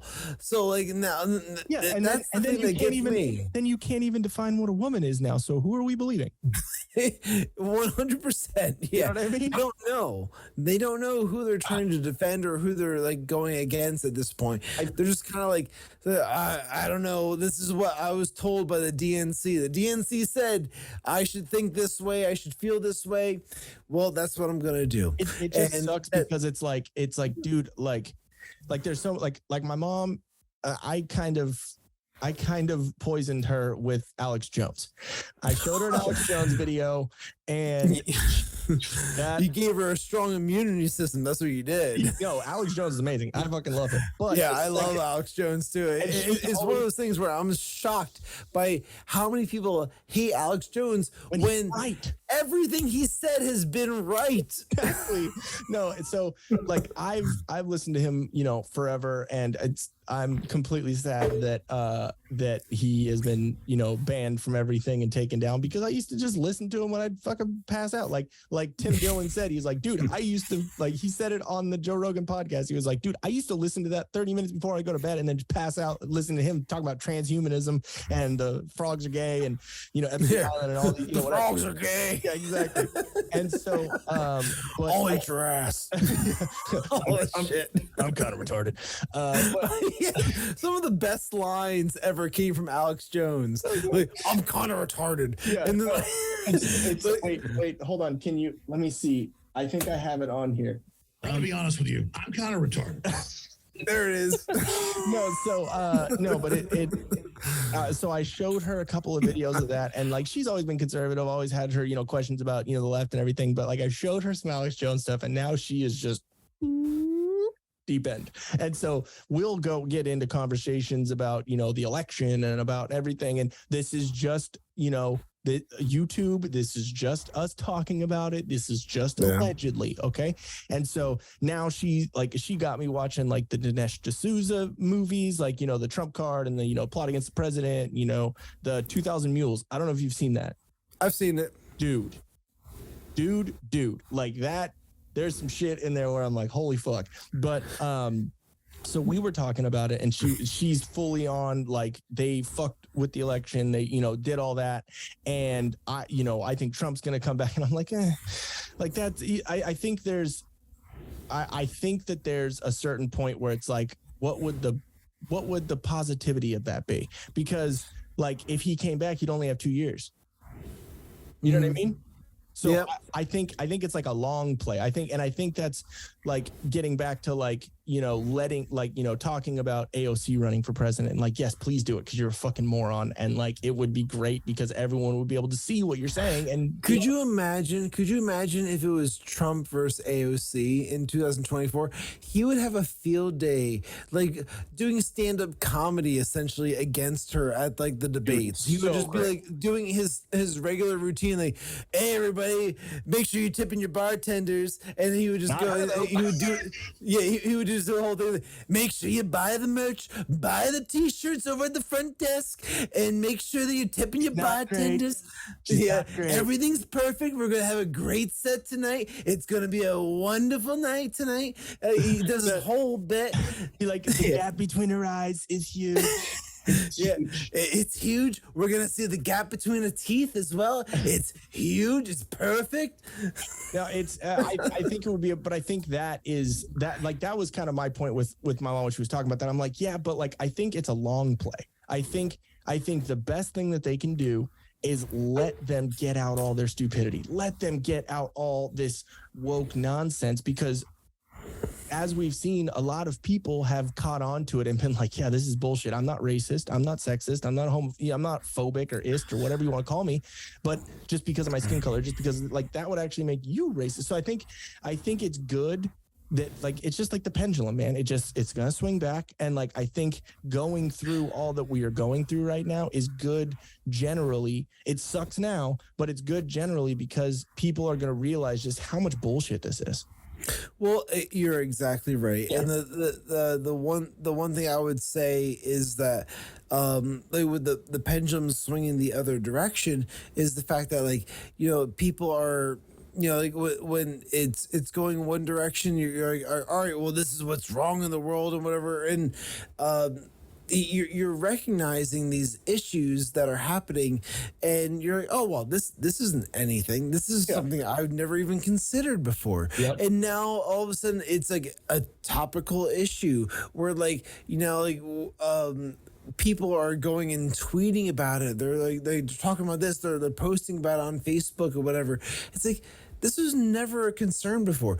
And I hate to keep like bringing up tangents and all that type of stuff because but like it's like even with the most recent thing with Roe v. Wade and all that, it's like where you have like where people are talking about these like scenarios that don't really exist in the world. But it's good to bring all that up though, because then when people see the stupidity of what these people that everyone's been listening to have for years and everyone's been propping up, then everyone's seeing them say this just bullshit, just like with the Rittenhouse shit that we were talking about on Spaces, where people thought that he killed 3 black dudes. Like, you know what I mean? It's showing, it's like, it sucks that all these things have to happen, but it's showing people an important lesson to take away from this is it's the initial story that makes the difference.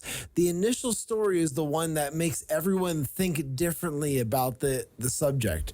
So when the initial story says white man kills 3 black men in Waukesha or Waukesha, like in Wisconsin, like that's a problem where that wasn't the case at all. And then you find out it's it was a pedophile, a sex offender, and just a convict, a piece of shit, a jump kick man. Yeah, exactly. No, and then you have these types of scenarios. It's like then you realize oh wait, there's more to the story than what's going on than the initial story that came out, and the initial story doesn't tell you everything. Same things happened already with the January 6th thing, where the January 6th commission thing is just mind blowing to me. The fact that they call it a hearing, yet there is no cross examination. There is just the one side being spoken about, and the other side is just kind of well, we are sitting here being accused of this, and we're just gonna accept this because this is what they say happened. Yeah, that's not the case at all. They say the Rittenhouse thing was, they immediately, say it's white supremacy. They immediately say it's a white kid, blah blah blah. But then after the trial happens and he was acquitted, and then a week later or 2 weeks later, whatever, then they have a car ran into a bunch of people. Really? So sad. It wasn't a black dude because it was an SUV, to be more specific, because I like to be a carist. Yeah, and being carist, I think SUVs cause the most damage in the world, and I think we should just ban all SUVs. Yeah, and climate change. Just get rid of every single one of them. No, because they're all pieces of shit. And that's why I like watching not just mainstream stuff. I like having different opinions or seeing different opinions and seeing different stuff, because watching Crowder, I learn a lot of it's obviously funny, and it's comedy, and they do things in jest, so it's great. But I learn a lot of different things about the side that I'm on, which is conservative, libertarian, all that stuff. I learn a lot of other stuff that I didn't know. But then I also watch Jimmy Dore, who's a progressive, but he also hates the Democrats. He also hates all this stuff, and he gives a lot of information. It makes me think about things in a different way. So I think I think in life you need to obviously you have your morals, obviously you have your ideals and your opinions, but you have to challenge those. You have to see something from the different side, because then also not only are you challenging yourself but you're also cementing your ideas and why they are your ideas and your opinions. You're being okay, I heard the other side and I disagree with it. You know what I mean? I heard more of something to back up what I'm opposing, but now I know why I'm opposing it even more. You know what I mean? And I don't think the left does that. Yeah, no, you're 100% correct. But I feel like when it comes to that, where the left doesn't want to have those same arguments. Now, here's the thing when it comes to people on the right will have these arguments or discussions. You and I might not see eye to eye on every single subject matter, and that's okay. Yeah. And me and you will have those discussions, and at the end of the day, we're hey, you know what? That's our perspective, and we just kind of move on beyond it. And we don't think less of each other. We just kind of understand hey, you know what? That's your perspective. Yeah. And we just kind of move on beyond it. But the fact is that people on the left at this point, I blame a lot of it on the media, where the media has made it into this whole straw man type scenario, where you have to seek out this kind of you have to find the wicker man, and you gotta burn them. You gotta set them on fire, because you gotta find who doesn't agree with you. And that's if they don't agree with you, then they're Hitler. Yes, then they are fascists. That means they are Hitler. That means they are Nazis. That means that they are everything that's wrong in the world. And it's no, that's not what any of that means. Yeah. It just means that they have a different life experience. They have a different perspective than you do. They don't understand the concept of you combat bad speech with better speech. It's not by censoring. It's not by doing all the things. Or logic over logic trumps feelings. Exactly. Like what the facts don't care about your feelings or whatever. Yeah. And unfortunately, that's the truth. The fact is that, like, if you hear something that you don't agree with, unfortunately, that might be the truth. And that's the part you have to learn to accept. And that goes with both sides. Oh, yeah. Whether you're right or you're left, like, there's facts that are out there. Like, I can tell you, like, the first time I watched, like, the Jan 6, like, a hearing thing, like, they showed some of, like, the footage where, like, shit was, like, getting really fucking violent. I was like, well, goddamn! Like, I understood, like, there's people inside that were taking selfies and, like, walking around with podiums and waving and smiling, and everyone's, like, kicking their feet up. Yeah, like, and people being respectful of the spaces. Like, I can say, like, the guy, like the QAnon shaman guy that you're talking about, like, he was being respectful of the space. Yep. Without a doubt. But, like, then you have people who were outside the building breaking windows, trying to slam people into doors and, like, fight, like, security guards and stuff. So, like, there was this whole other element that was brought into it from the left's perspective. And it's because it's so produced. Like, yes, it was overly produced.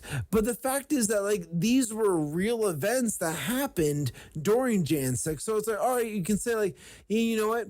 There was a lot of people there, like, honestly protesting peacefully. Mm-hmm. And then there was people there that went to cause fucking havoc at the same time. And then you go down the fucking rabbit hole of, well, there were people on the left that were actually paid to be there, and then there were absolutely, without a doubt, you can go down all of those rabbit holes and see all the flaws in every single one of these arguments. But, like, when you have something on footage, it looks bad. Like, so that's the part that, like, you can't see past. So it's like, so when you see the initial footage of, like, people like being violent at the Capitol, you're like, oh wow, you know what? That looks pretty bad. Even if you know what it's supposed to be. We as being on the more, right-leaning and conservative, we are able to say, hey, that's not a good look. We probably shouldn't have done that, or whatever. But you talk to anyone on the left about the BLM riots, the Summer of Love, and any other time that there were the protests and stuff, about Roe v. Wade, and then even before that, years before the insurrection, there were a bunch of left activists that were in the Capitol. You know what I mean? Like 2018, there was feminists in there protesting Greg Kavanaugh's being sworn into the Supreme Court, and there was thousands of liberal women inside the Capitol. 2018, that was a huge thing. But the fact is, we don't want to talk about that. No, let's just skate over top of that, because this was the insurrection, not that. It's accountability. That's one of the, I tweeted this a couple days ago. I'm like, the issue that we have in this country is accountability. No matter what side you're on or what you believe or this and that, you have to be accountable for your actions. You have to realize that when you make a decision, there are positive and negative consequences and reactions from that action. And if there's something that you did wrong, you got to be accountable for it. But I think with participation trophies and you're beautiful no matter what you are and this and that, I think the accountability is lacking in our society, and it just makes everyone you're right no matter what you think, and unless you don't think what I think, which is weird. So, but I don't know. We could go on for days about all this, which is why I think we should probably do this again. Oh yeah, definitely. I think what I was kind of saying probably about 2 hours ago about how we don't really how me and my wife isn't super political. She we agree on the same things, but like when going on the podcast and talking about politics and talking about all that stuff isn't always the best thing, because it's usually just me talking and her agreeing, you know what I mean? So me being able to have someone to talk politics with, or at least, discuss that type of stuff is awesome. So I'm probably You're welcome, babe. Hun. So at some point, I'd like to even, go on, even if it's a separate YouTube channel, and do live streams or do some sort of political content and stuff like that. And so I did a live stream on the Till Death podcast channel, watching the What is a Woman documentary. And yeah, I love that. I watched it once on my own. Yeah. I went to my wife, like, let me tell you about this thing I just watched. And then like I told her, I was like, listen, I watched 2000 Mules. It felt like homework. This was entertaining. Yeah, you want to watch this. Yeah, exactly. And then like she was like, okay, let's watch it tonight. I'm like, down. I love you. Yeah, exactly. And so I think it's I think it'd be a good idea for not only my sanity to be able to get talk to someone else who agrees, and not only agrees, but also can stay in the conversation and be interested in it, because then that's just going to save my marriage. But you're welcome again. Yeah, no, I appreciate it. So at some point, maybe, because maybe if I go on my own, the personal YouTube channel, and just start some other stuff and do live streams or do this and that, or have things like that, I think that I might just make a new YouTube channel for us too. Yeah. It's do it that way. We'll combine. We will combine into something. Yes, we'll merge into something. I'm down, and we'll come up with because I had a buddy that that had the idea for a podcast, and so I told him, I was like, oh cool, I'll be your producer, I'll be your kind of your Jamie or whatever, and then Jamie on the Joe Rogan Experience, and then I know. Yeah, okay, I just want to make sure. And so hey Jamie, pull that up for me. Yeah, pull it right? up. And so and then as it's so I told him, I'll record it, you can come do it here and in my studio, and which is basically just a room in the house, but studio sounds cooler. Yeah, exactly. But so then we started talking, we agreed on a bunch of stuff, and then we did 4 or 5 episodes, and then and then he was having an issue with alcohol, and well, you don't have to worry about that. I'm already an alcoholic, so therefore everything's already taken care of. But it seemed like he was angry. Well, anger is a different issue for sure. And then alcohol doesn't make it better. Functional alcoholic. How about that? Exactly. So I think, and it just became a big deal. So we kind of ended, which sucked, because we talked about politics. We talked about a lot of stuff where I don't mean to make light of your buddy's problems. No, you're good. I mean, everyone has their different issues with different things, and so I'm not, absolutely. So I have empathy with it. I understand, but that doesn't, like we were saying, there's the truth, and you gotta, say the truth about stuff. So it totally rubbed me the wrong way. He kind of went off on me, and I was like, dude, fine, I'm done. I don't want to have anything to do with it, which sucks for me, because we had a good back and forth on politics. We had a good back and forth on certain things. And it sucked because it was a lot of work. I was doing all the work. So that was okay. I didn't have to do that. But at the same, and so that made it even more why are you treating me like an asshole, dude? I'm doing all this shit for free. What, you know what I mean? And so, yeah. But, on the other hand, it sucked because I liked having those political conversations and being able to have someone to bounce ideas off of, instead of, love my wife, but talking to her for 5 minutes. And after 5 minutes, it's so what do you think about that? Yeah. You know what I mean? Whatever you say, hun. Yeah, exactly. And it's okay, I want to be able to have a discussion. You know what I mean? And and after about 5, because she, like I was saying on the Twitter Spaces, she works in city government, so she's around government, she's around political things, and and this and that. So she don't want to come home, and and I'm very passionate about it. So she didn't want to come home. She wanted let's fucking sit down and watch Desperate Housewives. Let's watch fucking My 600-Pound Life. You know what I mean? Let's. Awesome, dude. My 600-Pound Life is amazing. Yeah, I'm not gonna deny that's awesome. She watches it sometimes while she's working out. Yeah, it's motivation. Yeah, exactly. I want that big ass. So no, but I think something like that would be cool. And then obviously you should probably wait until I have this all edited and, have it come out just to, I'm just gonna make you look like shit. But no, I get it. Yeah, exactly. But no, dude, I think I think it'd be fun. And at the very least, do the Twitter Spaces every Monday or whatever day. I think that's fucking cool. Yeah, we're definitely gonna try and do the Twitter Spaces between like your Twitter and mine. Like I'm gonna make sure that you're a co-host as well on there. Yeah.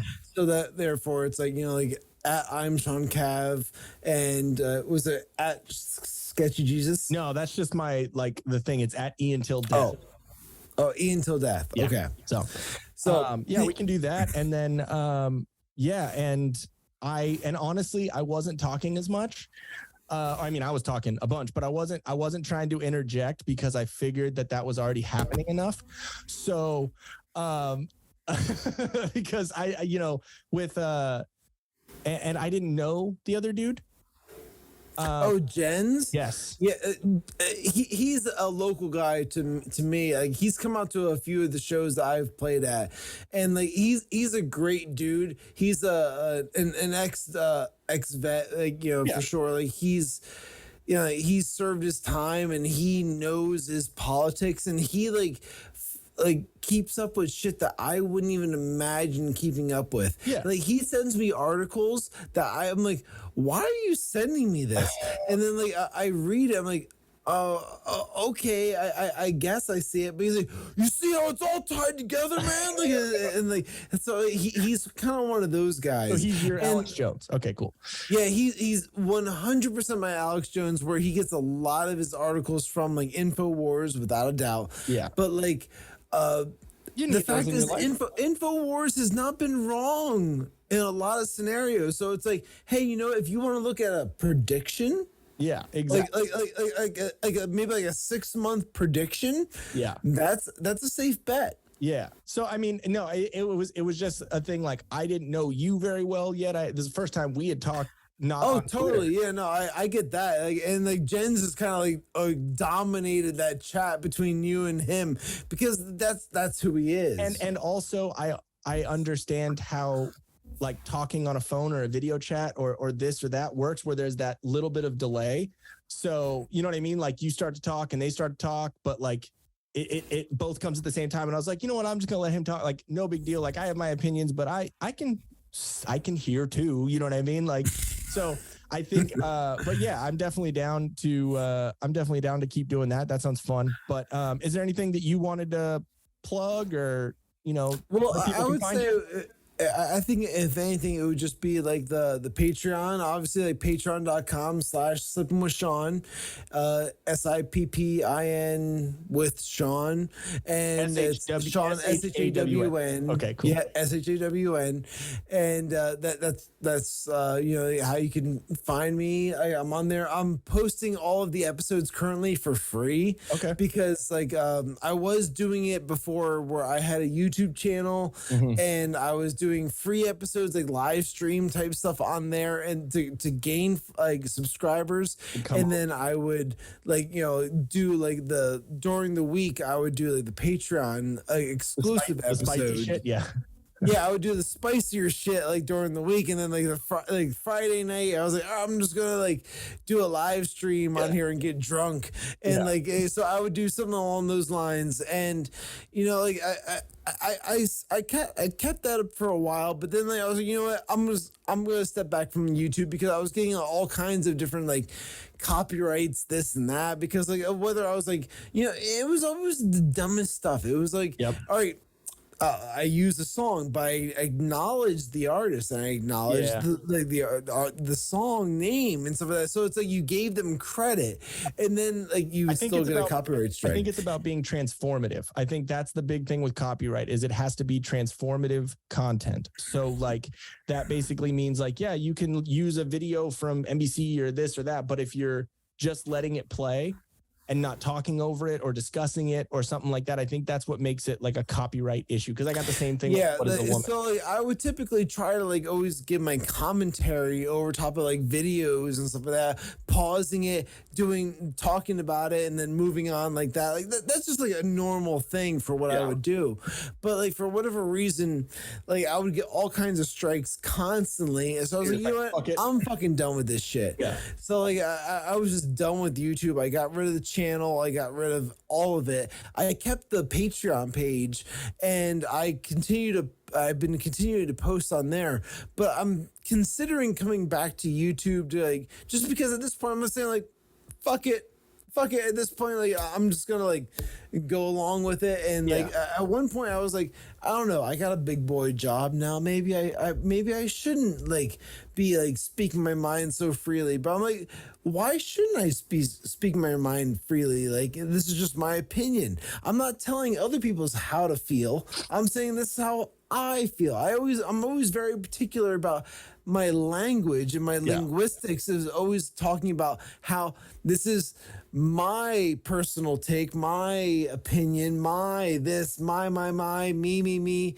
Yeah. So it's like, I'm not telling you how you should feel. It's about this is how I interpret this. Yeah, I think it's a big deal that people don't understand, that it's like it's just opinions. We should be able to say that. And the only way, like I was saying, the only way to go at bad speech is better speech. So if you're saying something that, you know, isn't right or is wrong or whatever, then someone in their opinion tell me what I'm saying wrong. You know what I mean? Like, yeah, I'll have absolutely. that discussion, you know? So I don't know. I think it would be a good idea, and I'm completely down to, you know, to at some point do something with that. But yeah. And you're what? What's your Twitter handle? At I'm Shawn Cav. I am Shawn Cav. SHAWNCAV, right? That's me. Cool. I'm going to try and put a little something at the bottom, so like a little title or something, so people can read it. Yeah, a little deal right there. Yeah. Cool. And then, so for anyone out there watching, still check out solo.to/tilldeath podcast for all of our links, all of our socials, all of our everything. If you want any merch, go buy some. It's teespring.com/stores/tilldeath-podcast.